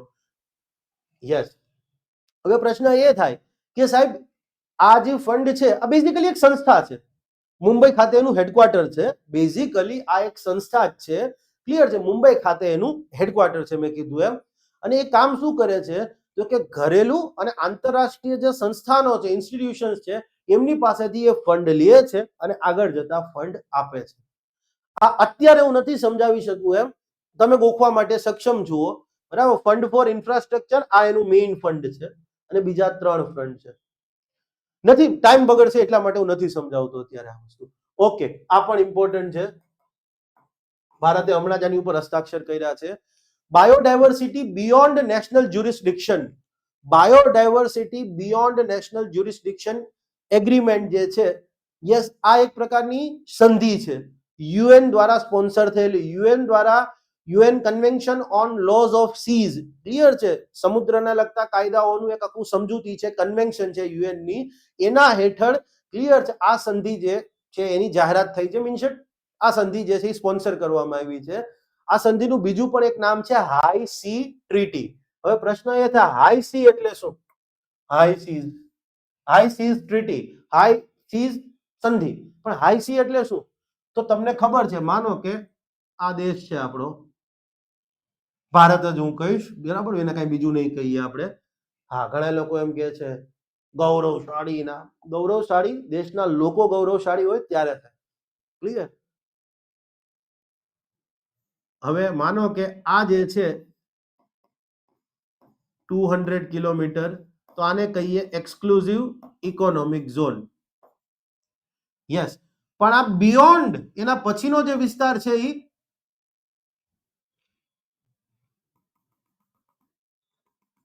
પણ આ જે બીજો વિસ્તાર થયો એ આના પછીનો વિસ્તાર, આ બધો હાઈ સીઝ કહેવાય. હાઈ સીઝ દેશનો એક્સક્લુઝિવ ઇકોનોમિક ઝોન પૂરો થાય પછીનો જે આંતરરાષ્ટ્રીય સમુદ્રી વિસ્તાર છે એને આપણે હાઈ સીઝ કહી શકીએ. અત્યારે સમજવા માટે આટલું યાદ રાખજો.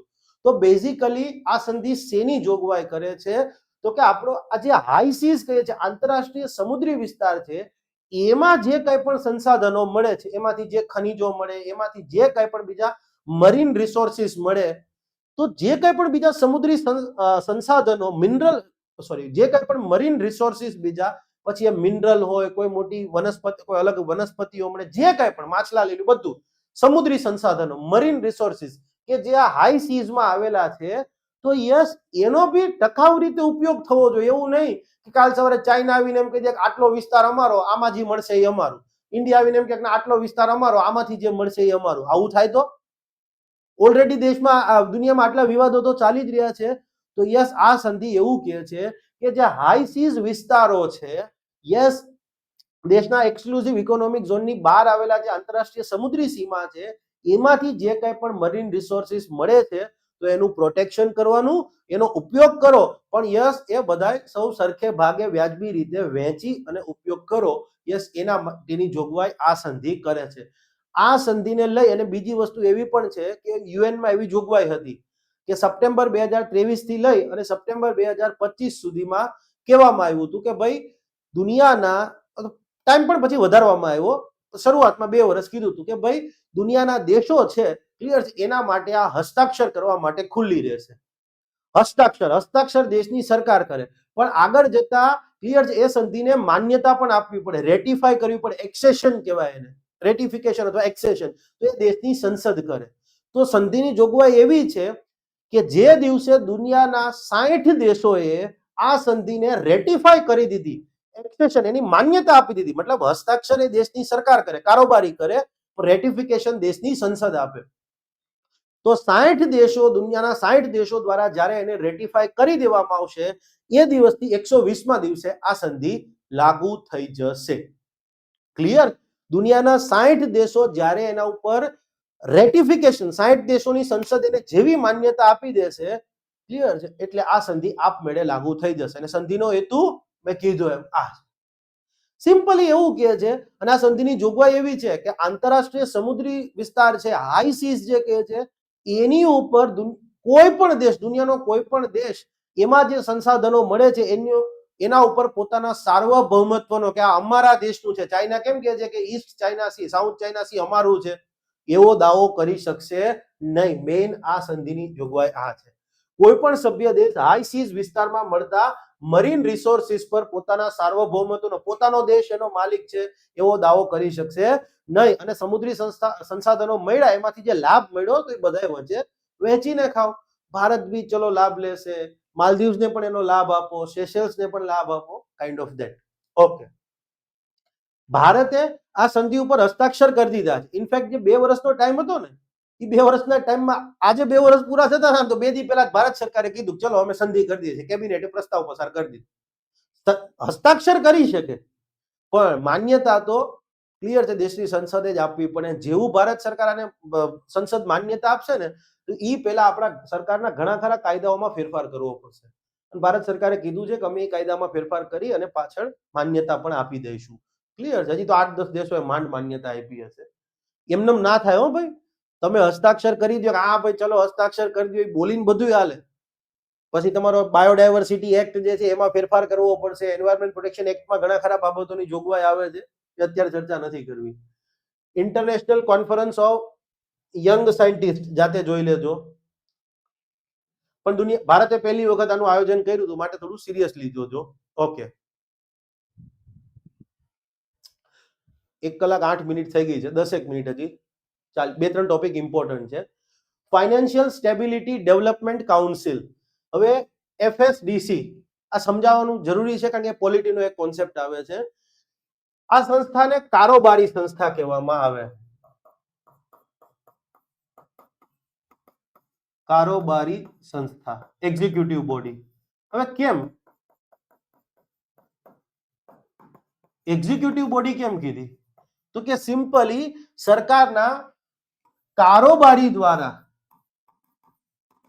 કારોબારીએ પ્રસ્તાવ પસાર કરીને ગઠન કરેલ હોય.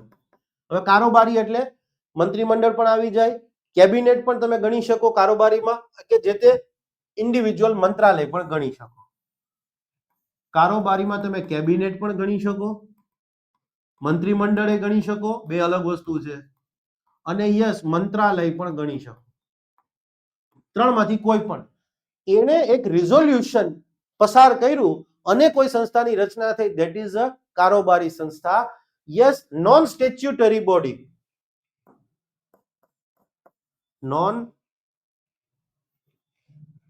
હવે આનું નોન સ્ટેચ્યુટરી બોડી. ઘણી જગ્યાએ ગુજરાતીમાં આને નામ એવું આપ્યું છે ગેરવૈધાનિક સંસ્થા. એ ખોટી વસ્તુ છે હો. ગેરવૈધાનિક, બધા સાહેબો આજ મારું ગુજરાતી એટલું સારું નથી એ હું કહું છું, પણ આ ગેરવૈધાનિક શબ્દ તો નહીં જ આવે. ન કરાય, આ ખોટું છે. આનું નામ થાય બિનવૈધાનિક, કદાચ કરવું હોય તો પણ, અથવા તો વૈધાનિક દરજ્જો ન હોય તેવી સંસ્થા. ગેરવૈધાનિક એટલે શું? ગેરસંવિધાનિક વાત કરી રહ્યા છો તો ગેરસંવિધાનિક જોગવાઈ મતલબ સંવિધાન એની અનુમતિ નથી આપતું. ગેરવૈધાનિક એટલે કોઈ કાયદો એની અનુમતિ નથી આપતો એવી સંસ્થા થઈ તો. માટે ગેરવૈધાનિક શબ્દ ઉચિત નથી. મને નથી ખબર પણ ગેરવૈધાનિક તો એનો સાચો શબ્દ નથી. બિનવૈધાનિક કદાચ કહી શકો. તો આ નોન સ્ટેચ્યુટરી બોડી નથી, યાદ રાખજો. નોન સ્ટેચ્યુટરી બોડી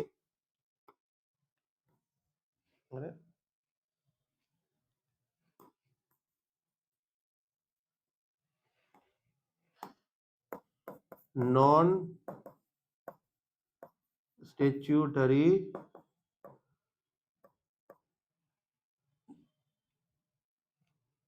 બોડી છે. સોરી, સ્ટેચ્યુટરી બોડી નથી, નોન સ્ટેચ્યુટરી બોડી છે, બિનવૈધાનિક સંસ્થા છે. કદાચ કેવું હોય તો કહી શકો. આ તમને સ્ટેચ્યુટરી એટલે મેં કીધું કે સંસદ અથવા રાજ્ય વિધાન મંડળે ઘડેલા કોઈ કાયદા કે એની હેઠળ બનાવેલા નિયમો અંતર્ગત જોગવાઈ થઈ તો એ સ્ટેચ્યુટરી. આ એક કારોબારી સંસ્થા છે. બેઝિકલી ભારત સરકારે એક પ્રસ્તાવ પસાર કર્યો હતો અને આ સંસ્થાનું ગઠન કર્યું હતું, માટે કારોબારી સંસ્થા. 2008ની જે Raghurajan committee on financial sector reform જે છે એની ભલામણ બાદ ભારત સરકારે પ્રસ્તાવ કરી અને આ સંસ્થાનું ગઠન કર્યું હતું. દર 3-4 મહિને તમે ન્યૂઝમાં જોતા હશો કે ફાઇનાન્શિયલ સ્ટેબિલિટી ડેવલપમેન્ટ કાઉન્સિલની મીટિંગ મળી, નાણામંત્રીની અધ્યક્ષતામાં મીટિંગ બોમ્બે મળી હતી અથવા દિલ્હીમાં મળી હતી, વોટેવર. આ સંસ્થાનું કામ શું છે? મેઇનલી તમે જુઓ નાણાકીય સ્થિરતાના સંદર્ભમાં વિચારણા કે ભાઈ દેશનું ઇન્સ્યોરન્સ સેક્ટર છે તો એમાં ઓલ ઇઝ ઓકે છે ને, ભવિષ્યમાં એમાં શું સુધારા કરવા જોઈએ. યસ, પેન્શન સેક્ટર છે એને શું સમસ્યાઓ વર્તમાનમાં છે, બેન્કિંગ સેક્ટરમાં શું ઇસ્યુ આવી રહ્યા છે. યસ, કેપિટલ માર્કેટ, મૂડી બજાર અને નાણાં બજાર, સ્ટોક માર્કેટને લઈ અને કોઈ ઇસ્યુઝ તો નથી ને, આ બધા ઉપર એ મેઇનલી ડિસ્કશન કરે અને એ જ ડિસ્કશન પછી કઈ એમાં સરકારની ભલામણ કઈ નથી કરતું. બસ એ ડિસ્કશન કરે અને ભવિષ્યમાં શું કરવું જોઈએ એને લઈ અને વાત કરે છે. આગળ જતા સરકાર એને યોગ્ય લાગે તો એને લઈ જાય. કેન્દ્રીય કેબિનેટ નાણાં મંત્રી જે છે, યસ, એના અધ્યક્ષ હોય છે. રાજ્ય કક્ષાના નાણાં મંત્રી સભ્ય હોય છે. યસ, કે ફાઇનાન્સ મિનિસ્ટ્રીના 2 department, department of economic affairs અને ડિપાર્ટમેન્ટ ઓફ ફાઇનાન્શિયલ સર્વિસીસ, એ બેયના સચિવ આમાં સદસ્ય હોય છે. પણ બીજી પણ એક જોગવાઈ છે, આરબીઆઈ ના જે ગવર્નર છે એ પણ આમાં સભ્ય છે. અને આપણી જે 3 સંસ્થાઓ છે, IRDA, insurance regulatory development authority, pension fund regulatory development authority, અને હજી એક થઈ સેબી, આઈ થિંક. યસ, હા, સેબી. તો એના જે સંસ્થાઓના ચેરમેન છે, ત્રણેય સંસ્થાઓના ચેરમેન પણ આમાં સભ્ય છે. હવે અહીંયા એક વસ્તુ છે, જુઓ, ફાઇનાન્સ સેક્રેટરી એન્ડ ઓર આર્થિક બાબતોના વિભાગના સેક્રેટરી ઇકોનોમિક અફેર્સ ડિપાર્ટમેન્ટમાં. હવે મેં તમને સમજાવ્યું હતું ઇકોનોમીના લેક્ચર્સની અંદર, ફાઇનાન્સ સેક્રેટરી એ કોઈ એકચ્યુઅલ પદ નથી. નાણાં મંત્રાલય હેઠળના જે 6 વિભાગો છે, department of economic affairs, department of revenue, department of expenditure, department of investment public health, department of investment and public asset management Deepam, department of financial services અને ડિપાર્ટમેન્ટ ઓફ પબ્લિક એન્ટરપ્રાઇઝીસ, જે અગાઉ મિનિસ્ટ્રી ઓફ હેવી ઇન્ડસ્ટ્રી હેઠળ આવતો હતો, પછી 2021માં એને ભારત સરકારે નાણાં મંત્રાલય હેઠળ કરી દીધું. એ કોણ કરી શકે? તો પોર્ટફોલિયો લોકેશનની સત્તા કોને છે? પીએમ ને. તો પીએમ એ કરી શકે, બીજું કોઈ ના કરી શકે. મતલબ પીએમ ના માધ્યમથી, રાષ્ટ્રપતિના માધ્યમથી PM at the end of day. તો આ 6 મંત્રાલયના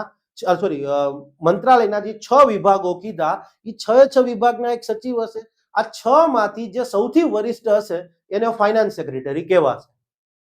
ક્લિયર છે? હા, ફાઇનાન્સ સેક્રેટરી કોઈ એક પદ નથી અને 1 રૂપિયાની નોટ ઉપર આ ફાઇનાન્સ સેક્રેટરીની સિગ્નેચર હોય છે, આપણને ખબર. તો ફાઇનાન્સ સેક્રેટરી અને અથવા આર્થિક બાબતોના વિભાગના સેક્રેટરી. જનરલી એવું હોય કે આર્થિક બાબતોના વિભાગના સચિવ હોય ને એ સૌથી વરિષ્ઠ હોય, કારણ કે સરકારનું બજેટ ડિપાર્ટમેન્ટ ને બધું એના હાથમાં હોય. તો યસ, એ સૌથી સિનિયર છે. પણ માનો કે કોઈ બીજા વિભાગના સચિવ છે એ સિનિયર છે, તો હવે ફાઇનાન્સ સેક્રેટરી એક ગણાશે.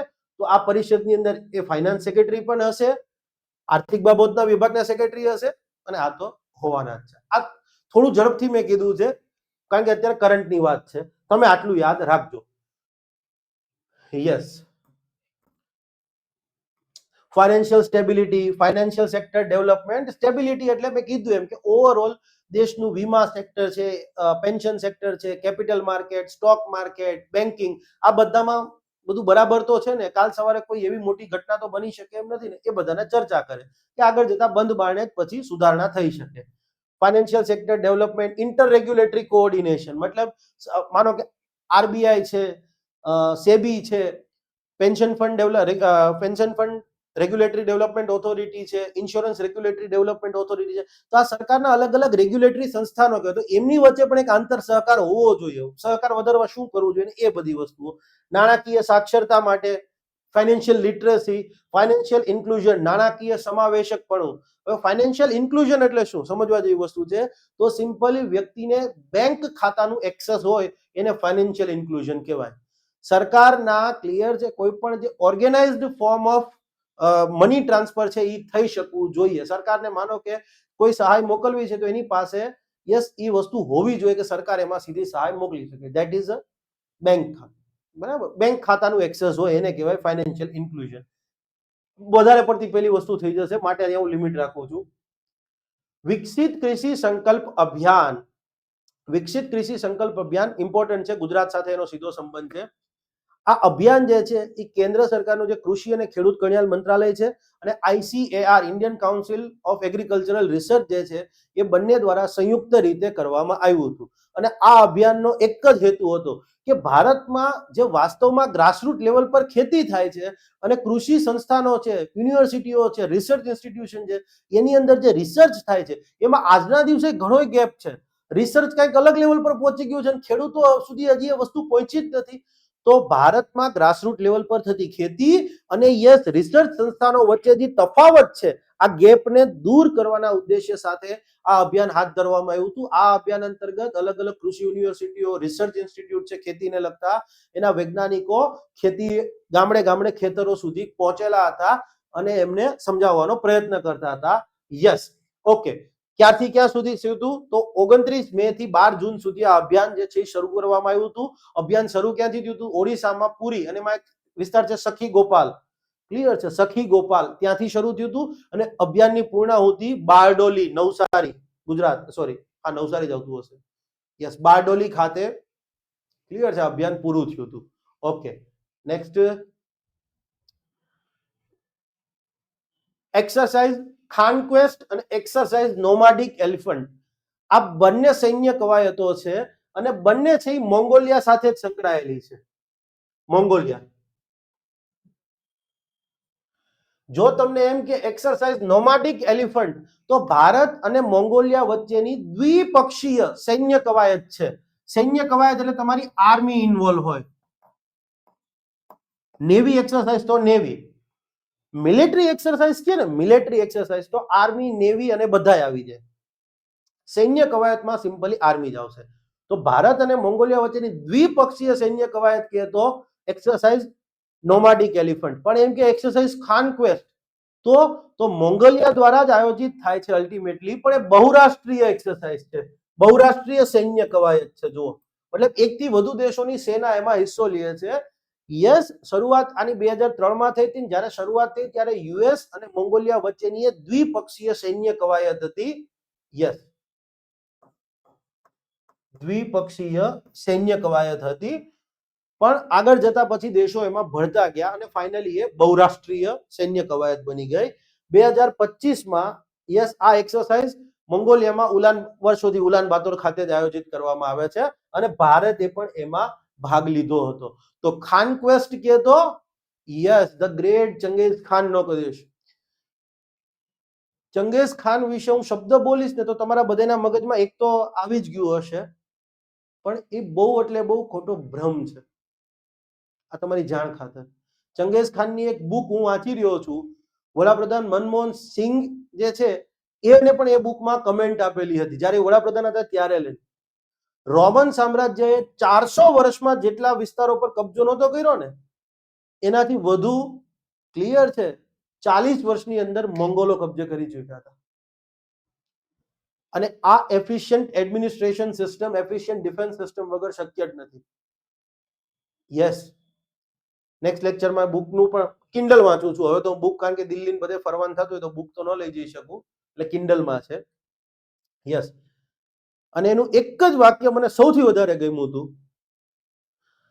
The fate did not give the destiny to Genghis Khan, he made it. Yes, the fate did not give the destiny to Genghis Khan, he made it. એને એનું પ્રારબ્ધ ભાગ્ય નહોતું આપ્યું, પોતે જ લખેલું હતું, પોતે જ ઊભું કરેલું હતું. બહુ નેગેટિવલી જોવામાં આવે છે, પણ પ્લીઝ એકવાર તમે બુક વાંચજો. મને ઓથરનું નામ ઇંગ્લિશ ઓથર છે, નામ અત્યારે યાદ નથી, બીજા રૂમમાં જ પડ્યું હશે, પણ ઓકે, આ બધું જોઈ લેજો. આપણું જે લોકપાલ છે તાજેતરમાં એને નવો મોટો જે છે એ સ્વીકાર્યો છે, નવી ટેગલાઇન જે છે એ સ્વીકારી છે, નાગરિક સશક્તિકરણ, ભ્રષ્ટાચાર ઉજાગરીકરણ, સોરી ગુજરાતી જે થતું હોય, ઇંગ્લિશ આ છે, એમ્પાવર સિટીઝન, એક્સપોઝ કરપ્શન, નાગરિકને સશક્ત બનાવો અને ભ્રષ્ટાચારને ઉજાગર કરો. નાગરિકો ફરિયાદ કરે તો કે જવાબ દો છો તમે. National conference on AgriStack. AgriStack project શું છે એ તમને ખબર જ છે. ભારતના કૃષિ ક્ષેત્રમાં ડિજિટલ પબ્લિક ઇન્ફ્રાસ્ટ્રક્ચર ઊભું કરવાની વાતનો આખો પ્રોજેક્ટ છે. માનો કે ઇન્ડિયાની પેમેન્ટ સિસ્ટમની અંદર ડિજિટલ પબ્લિક ઇન્ફ્રાસ્ટ્રક્ચર, યુપીઆઈ કહી શકાય, તો ખેતી માટે આવો આખો એક પ્રોજેક્ટ ક્રિએટ કરવાની વાત છે. મેઇન્સનો ટોપિક છે, આવું ત્યારે સમજીશું. કૃષિ મંત્રાલય દ્વારા એગ્રીસ્ટેકના અનુસંધાનમાં નેશનલ કોન્ફરન્સનું આયોજન થયું હતું, એની થીમ બહુ ઇમ્પોર્ટન્ટ છે, turning data into the delivery. AgriStack પ્રોજેક્ટનો વિરોધ બહુ થઈ રહ્યો છે, પણ ભારત સરકાર એની ઉપર ફર્મ છે, માટે આ ક્વેશ્ચન મને આવવાના ચાન્સ દેખાય છે. Okay, green skill and electric vehicles, નામ જ કહી દે છે કે આ ગ્રીન એનર્જીને લગતી, ઇલેક્ટ્રિક વ્હીકલને લગતી વાત હશે. યસ, ભારત સરકારનું ministry of skill development and entrepreneurship, કૌશલ વિકાસ અને ઉદ્યોગ સાહસિકતા મંત્રાલય, અને એક કંપની છે શેલ, જે પેટ્રોલિયમ બધામાં કામ કરે છે, ડચ કંપની છે શેલ ઇન્ડિયા, આ બંને દ્વારા સંયુક્ત રીતે આ કાર્યક્રમ લોન્ચ કરવામાં આવ્યો છે. અને બેઝિકલી આ સ્કિલ ડેવલપમેન્ટનો એક કાર્યક્રમ છે.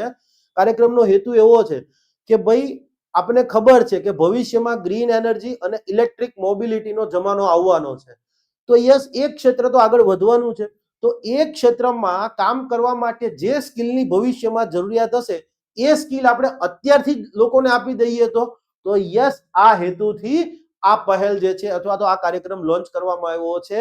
ગ્રીન એનર્જી અને ઈ મોબિલિટીના ક્ષેત્રમાં ભવિષ્યમાં જેની અનિવાર્યતા થવાની હોય એવી સ્કિલ, એવું કૌશલ્ય અને ક્ષમતા વિદ્યાર્થીઓ તથા શિક્ષકોને આપવી. ગુજરાત, મહારાષ્ટ્ર, તમિલનાડુ, કર્ણાટક અને દિલ્હી. યસ, આ પાંચે પાંચ રાજ્યોની જે આઈટીઆઈસ છે અને એ સિવાયના national skill institute, national skill training institute જે છે, એમાં પણ આ કાર્યક્રમ જે છે એ કાર્યાન્વિત શરૂ કરવામાં આવશે, લોકોને સ્કિલ આપવામાં આવશે. કેની? ગ્રીન એનર્જી અને ઇલેક્ટ્રિક મોબિલિટીની. યસ, સમર્થ પ્રોગ્રામ જોઈ લેજો જાતે. હા હા, મોસ્ટ ઇમ્પોર્ટન્ટ મને એવું લાગે છે, સમજવા જેવી વસ્તુ છે. મેં બધું લખીને આપી દીધું છે, મેં પોતે બધું. ઓકે, નામ શું છે? Global group for rinderpest containment. Step by step જઈશું. રિન્ડરપેસ્ટ શું છે? તો રિન્ડરપેસ્ટ એક એનિમલમાં આવતો વાયરસ છે, પશુ પ્લેગ તરીકે પણ ઓળખાય છે. અને માણસ, હ્યુમન હિસ્ટ્રીની અંદર પશુઓમાં આવેલા સૌથી ગંભીર રોગ પૈકીનો એક રોગ છે આ રિન્ડરપેસ્ટ. યસ, પશુના પ્લેગ તરીકે પણ જે ઓળખાતો હતો. 2011 ની અંદર આ રિન્ડરપેસ્ટ છે એને વૈશ્વિક કક્ષાએથી નાબૂદ કરી દેવામાં આવ્યો છે. આમ છતાં પણ દુનિયાની ઘણી ખરી જે એનિમલ ડિઝીઝને લગતી લેબોરેટરીઝ છે, રિસર્ચ ઇન્સ્ટિટ્યૂટ છે, એમાં રિન્ડરપેસ્ટ વાયરસ ધરાવતું મટીરિયલ જે છે એ રાખવામાં આવ્યું છે.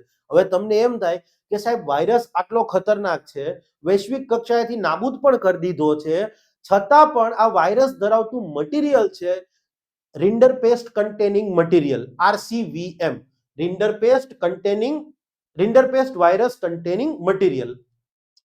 તો છતાં એવું મટીરિયલ રાખવાનું કારણ શું? રિસર્ચ પર્પઝથી. તમારી જાણ ખાતર આજે પોલિયો આપણે નાબૂદ કરી દીધો છે. પોલિયોની રસી આપવામાં આવે છે, એમાં શું છે? પોલિયો વાયરસ જ ઇનએક્ટિવેટેડ ફોર્મની અંદર શરીરની અંદર નાખવામાં આવે છે કે જેથી શરીર આગળ જતા એના ઉપર એન્ટીબોડી ક્રિએટ કરી શકે. તો કોઈ પણ વાયરસ હોય, કોરોનાના બી સેમ્પલ જે છે આજના દિવસે પણ રાખવામાં આવ્યા જ હશે તમારી જાણ ખાતર. તો આ રિન્ડર પેસ્ટ છે એ ભલે નાબૂદ થઈ ગયો, પણ યસ, દુનિયાની ઘણી ખરી લેબોરેટરીઓમાં આજના દિવસે પણ રિસર્ચના હેતુથી રિન્ડર પેસ્ટ વાયરસ ધરાવતું મટીરિયલ જે છે એ રાખવામાં આવ્યું છે. અને કાલ સવારે ત્યાંથી લીક થવાનો પણ ભય રહે. યસ ઓર નો? હા. તો યુએનની એક સંસ્થા છે, ફૂડ એન્ડ એગ્રીકલ્ચર ઓર્ગેનાઇઝેશન, અને બીજું એક છે world organisation for animal health, એવું કંઈક નામ છે. હા, WOH, world organisation for animal health, FAO અને WOH, આ બંને સંસ્થાને ક્લિયર છે ભેગા મળી અને એક પહેલ કરી કે ભાઈ આપણે કેમ એક એવું ગ્રુપ બનાવવામાં ન આવે અથવા એક એવી ફેસિલિટીઓનો સમૂહ બનાવવામાં ન આવે કે જ્યાં રિસર્ચ હેતુથી ભલે રિન્ડર પેસ્ટ વાયરસ જે છે એ રાખવામાં આવ્યો હોય, પણ ત્યાં એટલીસ્ટ એવા પગલા જે છે એ લઈ લેવામાં આવે કે આ વાયરસ જે છે એ બહાર ન જઈ શકે.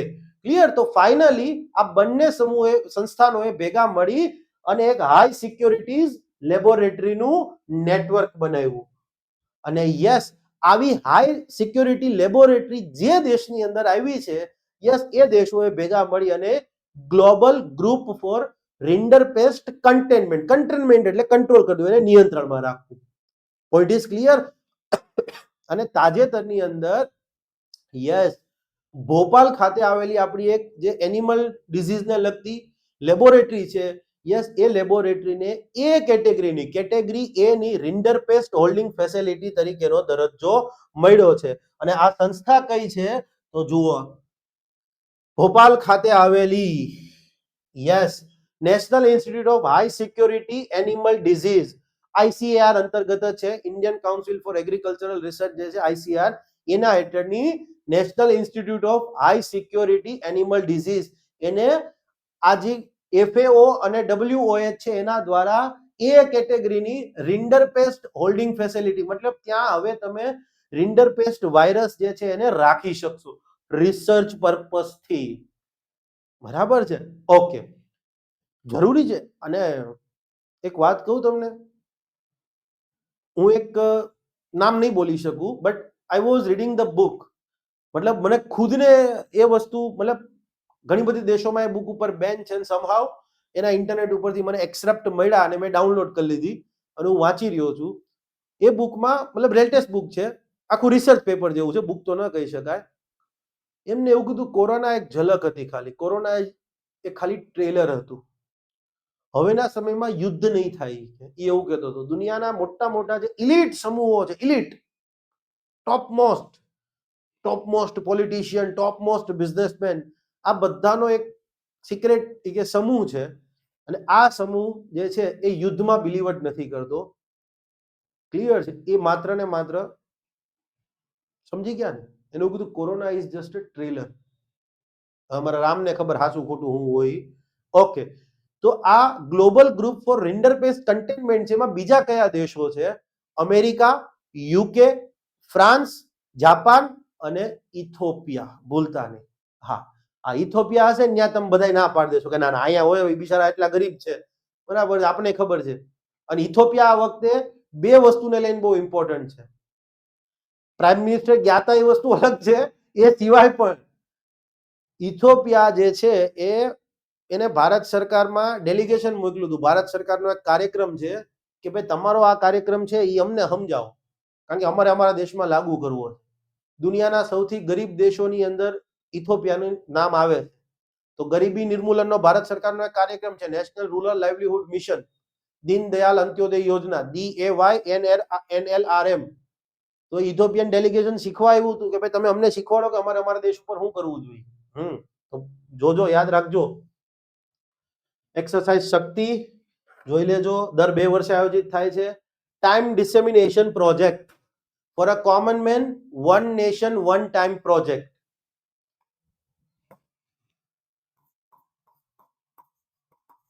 ફોર કોમન મેન, સામાન્ય માણસ માટે શું છે? One nation one time project. અને આ પ્રોજેક્ટનો હેતુ શું છે? આ પ્રોજેક્ટનો એક જ પર્પસ છે કે ભારતનો જે સ્ટાન્ડર્ડ ટાઈમ છે, ઇન્ડિયન સ્ટાન્ડર્ડ ટાઈમ, એમાં વર્તમાનમાં મિલી સેકન્ડની એક્યુરેસી છે.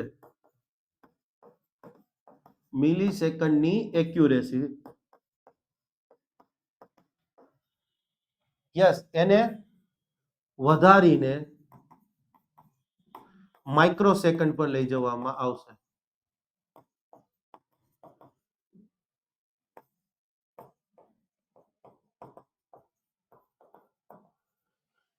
આ પ્રોજેક્ટનો હેતુ આ છે. હવે તમને એમ થાય સાહેબ મિલી સેકન્ડ ને માઇક્રો સેકન્ડમાં શું ફરક પડે? સૌથી મોટો સાયબર સિક્યુરિટીનો બેનિફિટ છે. કોની હેઠળ છે? તો યાદ રાખજો, આ તમને એમ લાગે વિજ્ઞાન ને ટેકનોલોજી મંત્રાલય હેઠળ હશે, ના, ઇન્વોલ્વ છે, પણ આ પ્રોજેક્ટ છે ministry of consumer affairs, food and public distribution, અને એની હેઠળનો એક વિભાગ છે ડિપાર્ટમેન્ટ ઓફ કન્ઝ્યુમર અફેર્સ, ગ્રાહક બાબતોનો વિભાગ. ગ્રાહક બાબતોનો વિભાગ plus NPL, national physical laboratory, CSIR હેઠળ છે, અને ઈસરો. આ ત્રણેયની આ સંયુક્ત પહેલ છે. ઇનફેક્ટ આ મંત્રાલય હેઠળની પહેલ છે અને આમના સહયોગથી નેશનલ ફિઝિકલ લેબોરેટરી અને ઈસરોનો સહયોગથી આ પ્રોજેક્ટ જે છે એ આગળ ધપાવવામાં આવી રહ્યો છે. પ્રોજેક્ટનો હેતુ શું છે કે ઇન્ડિયાનો જે સ્ટાન્ડર્ડ ટાઈમ છે, યસ, એમાં વર્તમાનમાં મિલી સેકન્ડની એક્યુરેસી છે, એને માઇક્રો સેકન્ડની એક્યુરેસી કરી દેવી. હવે પ્રશ્ન એ થાય કે આ કઈ રીતે કરવામાં આવશે? તો ભારતની અંદર 5 રિજિયોનલ સેન્ટરો છે, regional reference standard centre, Ahmedabad, Bhubaneswar, Bengaluru, Faridabad અને ગુવાહાટી. તો આ 5 જગ્યાએ ક્લિયર છે એટોમિક ક્લોક જે છે એ કાર્યરત કરવામાં આવશે, અને ફાઇનલી પછી આખા દેશ માટેનો જે ઇન્ડિયન સ્ટાન્ડર્ડ ટાઈમ છે, યસ, એમાં મિલી સેકન્ડમાંથી આપણે માઇક્રો સેકન્ડની એક્યુરેસીમાં આવી જશું. ક્લિયર? ઓકે. કેન્દ્રીય consumer affairs, food and public distribution મંત્રાલય હેઠળનો કન્ઝ્યુમર અફેર્સ વિભાગ, એના દ્વારા લોન્ચ કરવામાં આવેલો આ પ્રોજેક્ટ છે. 5 રિજિયોનલ સેન્ટરો છે, ત્યાં સિંક્રોનાઇઝેશન પ્રોટોકોલ અને એટોમિક ક્લોક જે છે, યસ, જો એટોમિક ક્લોક અને સિક્યોર સિંક્રોનાઇઝેશન પ્રોટોકોલ જે છે એ સ્થાપિત કરવામાં આવશે, અને ફરી ટાઈમની એક્યુરેસી જે છે એ મેળવવામાં આવશે. અને આનો એક જ પર્પસ છે કે ઇન્ડિયામાં જે કોઈ પણ એડમિનિસ્ટ્રેટિવ વહીવટી કામગીરી થાય, જે કોઈ પણ લીગલ કામગીરી થાય, જે કોઈ પણ ફાઇનાન્શિયલ એક્ટિવિટી થાય, આ બધા માટે ક્લિયર છે ઇન્ડિયન સ્ટાન્ડર્ડ ટાઈમ, અને એનો રેફરન્સ પણ ભારતમાંથી જ લેવામાં આવ્યો. અત્યારે કેવું છે કે ઇન્ડિયન સ્ટાન્ડર્ડ ટાઈમ છે આપણે લઈએ છીએ, પણ એનો રેફરન્સ આઉટ ઓફ ઇન્ડિયાથી પણ લીધેલો હોય છે. પણ ભારત સરકારે કહી દીધું કે એક વખત આ પ્રોજેક્ટ થઈ જાય પછી જેને કોઈએ પણ ઇન્ડિયન સ્ટાન્ડર્ડ ટાઈમ જોવો હોય એનો રેફરન્સ અહીંયાથી જ લેવામાં આવશે, બીજે ક્યાંયથી નહીં. એટલે એના કારણે સૌથી પહેલું તો સાયબર સિક્યુરિટીમાં એમાં બહુ બેનિફિટ થાય. પ્રશ્ન એ થાય કોમન માણસને શું બેનિફિટ થાય? તો સૌથી પહેલા ડિજિટલ ટ્રાન્ઝેક્શન આપણે જે કરીએ છીએ એ મોર સિક્યોર્ડ વે થી થઈ શકે. યસ. પછી બીજો શું ફાયદો કે આપણે જે યુટિલિટી સેવાઓ ઉપયોગ કરીએ છીએ, લાઇટ બિલ કે જે કોઈ પણ ટાઈમ ઉપર જ અલ્ટિમેટલી ડિપેન્ડ કરે છે, તો આપણી જે યુટિલિટી સેવાઓ છે એના જે બિલિંગ છે એમાં એક્યુરેસી આવશે. Point is clear? સામાન્ય માણસને શું બેનિફિટ થશે? યસ, અને ઉપર જતા સાયબર અસુરક્ષા, સાયબર અસુરક્ષા, સુરક્ષાનો ભય ઘટે તો ખૂબ ખરાબ કહેવાય ને. સાયબર અસુરક્ષા છે એનો ભય જે છે એ ઘટશે. ઓવરઓલ તો કે ફોરેન્સિક ઇન્વેસ્ટિગેશન છે એની કેપેબિલિટીઝ વધશે, સાયબર ઓડિટિંગની કેપેસિટી છે એમાં વધારો થશે, આપણા જે ફાઇનાન્શિયલ માર્કેટ છે, ટ્રાન્સપોર્ટેશન છે, પાવર ગ્રીડ જે છે એમાં પણ એક્યુરેસી વધશે. અને તમારી જાણ ખાતર આખી ગેમ ટાઈમિંગમાં જ હોય છે. કોઈ સાયબર સિક્યુરિટી વાળો ને એને પૂછજો, કે છે. ઓકે, બાકી બધું તો હા, આ એક સમજવા જેવું છે. નક્ષત્ર, નક્ષત્ર શું છે? તો હેલ્થ મિનિસ્ટ્રી હેઠળનું એક સંસ્થાન છે, ICMR. કોવિડ વખતે બહુ પ્રોફેસર ભાર્ગવ અને ICMR બહુ ચર્ચામાં રહ્યું હતું, Indian council of medical research. આ ICMR હેઠળ એક બહુ પ્રીમિયર ઇન્સ્ટિટ્યૂટ છે, NIV, national institute of virology, Pune. તો યસ, ICMR હેઠળનું જે NIV છે એના અંતર્ગત કાર્યરત કરવામાં આવેલું આ હાઈ પરફોર્મિંગ સુપર કોમ્પ્યુટર્સનું ક્લસ્ટર્સ છે, કે જ્યાં એકથી વધુ હાઈ પરફોર્મિંગ સુપર કોમ્પ્યુટર જે છે એને ભેગા કરી અને આખું એક નક્ષત્ર સિસ્ટમ બનાવવામાં આવી. એનો ઉદ્દેશ્ય એક જ છે કે હવે પછી ભવિષ્યમાં કોઈ બરાબર છે મોટી જાહેર આરોગ્યને લગતી ઇમરજન્સી આવે અથવા તો ક્લિયર છે મહામારી જેવી પરિસ્થિતિ આવે તો યસ એ સમયે પછી આ વખતે જેમ 2-5 મહિના 6 મહિના લાગી ગયા બધી રસી બસી તૈયાર કરતા, એ ટાઈમે કે આપણે તૈયાર જ રહીશું. એ પ્રિપેર્ડનેસ માટે છે, ભવિષ્યની તૈયારી છે, ભવિષ્યમાં આવતી આવી શકે એવી મુશ્કેલીઓ માટેની તૈયારી છે. આ તમારી જાણ ખાતર. તમે કોવિડ વખતે જોયું હશે, આપણે જેનોમ સિક્વન્સિંગ કરવામાં 20-25 દિવસ વયા ગયા હતા, મહિનો જતો, જેનોમ સિક્વન્સિંગ જ ન કરી શક્યા. પણ જેનોમ સિક્વન્સિંગ થાય પછી આખો જેનેટિક પ્રોફાઇલિંગ ડેટા ક્રિએટ થાય પછી એની રસી બનાવી શકાય. પણ એ કરવા માટે એડવાન્સ ફેસિલિટી હોવી જોઈએ ને, તો આ એડવાન્સ ફેસિલિટી અને એને પ્રધાનમંત્રી Ayushman Bharat national health infrastructure mission અંતર્ગત આ આખું ક્લસ્ટર્સ જે છે એને તૈયાર કરવામાં આવ્યું છે. હા, world sickle cell day theme beam જોઈ લેજો. 2047 સુધીમાં ભારત સરકારે લક્ષ્યાંક રાખ્યો છે કે અમે સિકલ સેલ ડિસીઝ જે છે યસ એને નાબૂદ કરી દઈશું. તમારા બધા માટે એક ક્વેશ્ચન છે કે સિકલ સેલ ડિસીઝની તો વાત થઈ ગઈ, પણ સિકલ સેલ ડિસીઝના અનુસંધાનમાં અથવા તો આગળ જતા બીજી કોઈ ભારત સરકારે એક જીન થેરાપી જે છે એ ઘર આંગણે વિકસિત થઈ છે અને યસ એને એક નામ આપવામાં આવ્યું છે ટ્રાઇબલ લીડરના નામ પરથી. એ શું છે જીન થેરાપી? સિકલ સેલ ભૂલી જાઓ, આપણે કહેવાનો જ છું તમને નેક્સ્ટ લેક્ચરોમાં. આ બધું જોઈ લેજો, આ બી જોઈ લેજો. હા, આ સમજવા જેવું છે, પૂછાય એવું છે. Indian state with fully functional literacy. Fully functional literacy એટલે અહીંયા સમજવા જેવી વસ્તુ છે કે ભારત સરકારનો એક કાર્યક્રમ છે ઉલ્લાસ, નવ ભારત સાક્ષરતા કાર્યક્રમ, ન્યૂ ઇન્ડિયા લિટરસી પ્રોગ્રામ. અને આ ઉલ્લાસ કાર્યક્રમ છે એના અંતર્ગત શું કરવામાં આવે છે, 15 વર્ષથી ઉપરના લોકો છે એમને ટાર્ગેટ કરવામાં આવે છે અને યસ જોવામાં આવે છે કે ભાઈ એ ખરેખર કોઈ એક ભાષા સમજૂતી સાથે લખીને બોલી શકે છે કે નથી કરી શકતા. જો નથી કરતા તો એમને ક્લિયર છે પ્રશિક્ષણ આપવામાં આવે છે, એમને એ જે તે ભાષા સમજણ સાથે લખતા બોલતા શીખવાડવામાં આવે છે.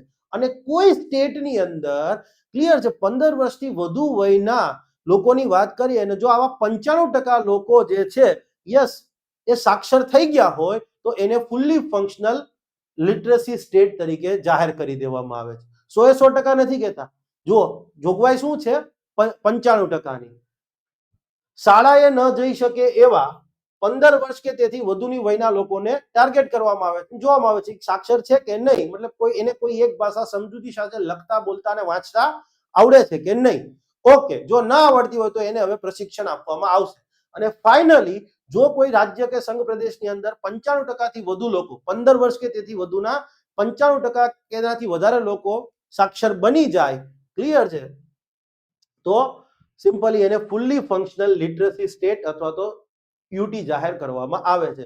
ભારતનું પહેલું ફુલ્લી ફંક્શનલ લિટરસી સ્ટેટ કયું તો કે ફર્સ્ટ હતું મિઝોરમ, સેકન્ડ છે ગોવા, થર્ડ બન્યું હતું ત્રિપુરા જૂનની અંદર અને તાજેતર પછી સપ્ટેમ્બરમાં હિમાચલ પ્રદેશ જે છે એ બની ગયું. લદ્દાખ એકમાત્ર યુટી છે કે જે ફુલ્લી ફંક્શનલ લિટરસી યુટી છે. ઓકે, નવ્યા આ પણ સમજવા જેવું છે. ઓકે, ચાલો 50 ટોપિક છે ભાઈ એમનો, પણ હા કોઈએ કરંટ નથી કર્યું તો આટલું કરંટ તમારા માટે ઇનફ છે. હું તમને 6 લેક્ચર ભણાવીશ, એ 6 લેક્ચર તમે જોઈ લીધા એટલે તમારા 8 થી 10 માર્ક સિક્યોર છે. નવ્યા નામ ફૂલ ફોર્મ જોઈ લેજો. ઉદ્દેશ્ય શું છે? એનો એક જ ઉદ્દેશ્ય છે કે ધોરણ 10 ઓછામાં ઓછું ધોરણ 10 પાસ હોય એવી 16 થી 18 વર્ષની જે કિશોરીઓ છે યસ એને જે છે એ તાલીમ આપવાની છે. શેની તાલીમ? કે લાઈફ સ્કિલ ક્લિયર છે. એને જે આગળ જતા કામ કરવાનું બિન પરંપરાગત જે કાર્યો છે એને રસોઈ બસોઈ બનાવતા નહીં તો ઘરેથી શીખવાડી દેશે, પણ જે બિન પરંપરાગત કામગીરી છે એને લગતી સ્કિલ એમને આપવામાં આવશે. Interpersonal skill, communication skill, workplace ઉપર safety, financial literacy, digital marketing, આ બધી વસ્તુઓ એમને શીખવાડવામાં આવશે નવ્યા કાર્યક્રમ અંતર્ગત. That's all. ક્લિયર. આ programme ministry of skill development and ministry of woman and child ડેવલપમેન્ટની સંયુક્ત પહેલ છે. ઓકે, આ જોઈ લેજો જાતે. સાગરમાલા ફાઇનાન્સ કોર્પોરેશન ભારતની પહેલી આરબીઆઈ સમક્ષ રજીસ્ટર્ડ થયેલી હોય એવી દરિયાઈ ક્ષેત્રની મેરીટાઈમ ક્ષેત્રની એનબીએફસી છે. Yes, Sagarmala finance corporation clear છે, ભારતની પહેલી આરબીઆઈ પાસે રજીસ્ટર્ડ થયેલી યસ દરિયાઈ ક્ષેત્રની મેરીટાઈમ ક્ષેત્રની નોન બેન્કિંગ ફાઇનાન્સ કંપની છે. અને અગાઉ જે છે એ સાગરમાલા ડેવલપમેન્ટ કંપની લિમિટેડ તરીકે એને ઓળખવામાં આવતી હતી. Sagar Setu platform, MSME day, statistics day, આંકડા શાસ્ત્રનો દિવસ. તો નેશનલ સ્ટેટિસ્ટિક્સ ડે અને વર્લ્ડ સ્ટેટિસ્ટિક્સ ડે એમ બે સ્ટેટિસ્ટિક્સ ડે છે. યસ, નેશનલ સ્ટેટિસ્ટિક્સ ડે ની વાત કરીએ તો 29 જૂનના રોજ ઉજવવામાં આવે છે અને વર્લ્ડ સ્ટેટિસ્ટિક્સ ડે જે છે યસ એ 2 October September slip of tongue 20 ઓક્ટોબરના રોજ ઉજવવામાં આવે છે. નેશનલ સ્ટેટિસ્ટિક્સ ડે જે છે આ વર્ષનો એની થીમ હતી 75 યર ઓફ એનએસઓ નેશનલ સેમ્પલ સર્વે. 75 વર્ષ થયા છે ભાઈ, તો કરી દો એને ભાઈ. એટ સી ઓબ્ઝર્વેશન મિશન કોની પહેલ છે? ક્વાડ સમૂહના. આપણું જે ઇન્ડિયા છે ક્વાડમાં 4 આવે છે, જાપાન, ઓસ્ટ્રેલિયા, ઇન્ડિયા અને યુએસએ. તો ઇન્ડિયાનું એક કોસ્ટગાર્ડ છે, તો જાપાનના એક કોસ્ટગાર્ડ જેવી કોઈ એજન્સી હશે, ઓસ્ટ્રેલિયામાં એજન્સી હશે ને અમેરિકાની એજન્સી હશે. તો ક્વાડ સમૂહના દેશોની જે કોસ્ટગાર્ડ તટ રક્ષક ની કામગીરીની જવાબદારી છે એમની એજન્સીઓ દ્વારા સંયુક્તપણે આ મિશન જે છે એ લોન્ચ કરવામાં આવ્યું છે. અને યસ, એનો એક જ હેતુ છે, ક્વાડ છે, મેરીટાઈમ સિક્યુરિટીની વાત કરે છે. તો કે યસ, મેરીટાઈમની અંદર મેરીટાઈમ ડોમેઇનની અંદર સિક્યુરિટી અને ઇન્ટરઓપરેબિલિટી જે છે એને વધારવાનો છે. ઇન્ટરઓપરેબિલિટી એટલે શું? તો કે yes, Indian navy Indian coastguard, જાપાનના કોસ્ટગાર્ડ, ઓસ્ટ્રેલિયન કોસ્ટગાર્ડ ને અમેરિકન કોસ્ટગાર્ડ ચારે ભેગા મળીને નક્કી કરીએ કે ભાઈ આ વિસ્તારમાં તમે છુઓ તો તમને કઈ એવી શકમંદ વસ્તુ હોય તો તમે સીધા અમને જાણ કરશો, અમને કઈ થશે તો એકબીજાના વિસ્તારમાં પ્રોપરલી. એવું નહીં કે ચારે એક જગ્યાએ જવું, એક જગ્યા તમે સંભાળો, એક જગ્યા અમે, એક જગ્યા અમે, બરાબર. બસ તો પેલું ચાઇના ના આવવું જોઈએ, વધારે પડતો લોડ ના લે. અને અહીંયા તમારો આઈ થિંક આ પોઈન્ટ પર યસ, આ લેક્ચર જૂનનું કરંટ અફેર્સ પીઆઈબી જે છે એ અહીંયા પૂરું થાય છે. આટલું ખાલી તમે જોઈ લીધું. 6 જ લેક્ચર કરીશ, એનાથી વધારે નહીં. થોડું મોડું થઈ ગયું છે વસ્તુ, પણ મારી તબિયત પણ તમે જોઈ શકો છો કે માંડ થાય છે. ક્લિયર છે. આ તો સારું થયું, ગઈકાલ તો ઓટ્રીવિન લેવું પડતું હતું. હોપફુલી તમને લોકોને મજા આવી હશે. નેક્સ્ટ લેક્ચર જે છે આવતીકાલે થઈ જવાનો છે. આજે તારીખ થઈ તમારી 25 નાતાલ. બધાને ક્રિસમસની શુભેચ્છાઓ. જય જીસસ ક્રાઇસ્ટ. હા, સવારમાં જ એક મેસેજ આવ્યો, એક છોકરો છે રાજકોટનો, ક્લિયર છે, નામ બોલાય એમ નથી, બરાબર છે, રાજકોટમાં નાયબ મામલતદાર છે, પોસિબિલિટી નેક્સ્ટ જીપીએસસી માં અધિકારી હશે. મને કે સાહેબ નાતાલના રામ રામ. મેં કીધું આજ તબિયત ખરાબ ના હોત ને તો તને મેં કીધું, એટલે એકદમ ઘર જેવો છોકરો છે. તો તમને બધાને નાતાલના જય જીસસ ક્રાઇસ્ટ કે જે કહેવાતું હોય, બરાબર છે. અને આપણે અહીંયા ક્લિયર છે ડેઈલી 26, 27, 28, 29, બસ 29 તારીખ સુધીમાં બધું પૂરું કરી દઈશ. અને આ મટીરિયલ તમને આપણી ટેલિગ્રામ ચેનલમાં મળી જ ગયું હશે પીડીએફ ફોર્મેટની અંદર. તમે પ્રિન્ટ કઢાવી શકશો, જે કરવું એ કરી શકશો. ક્લિયર છે. યસ. અને બાકી કઈ હોય તમારો, તમને એમ લાગતું હોય કોઈ ક્વેશ્ચનમાં આવું છે તો સાહેબ સમજાઈ દેજો, તો હું નેક્સ્ટ ટોપિકમાં એ વસ્તુ નાખી પણ દઈશ. Okay, thank you. જય હિન્દ, જય જય ગરવી ગુજરાત. મારો દેશ મારી પહેચાન, મારું રાજ્ય મારું સ્વાભિમાન.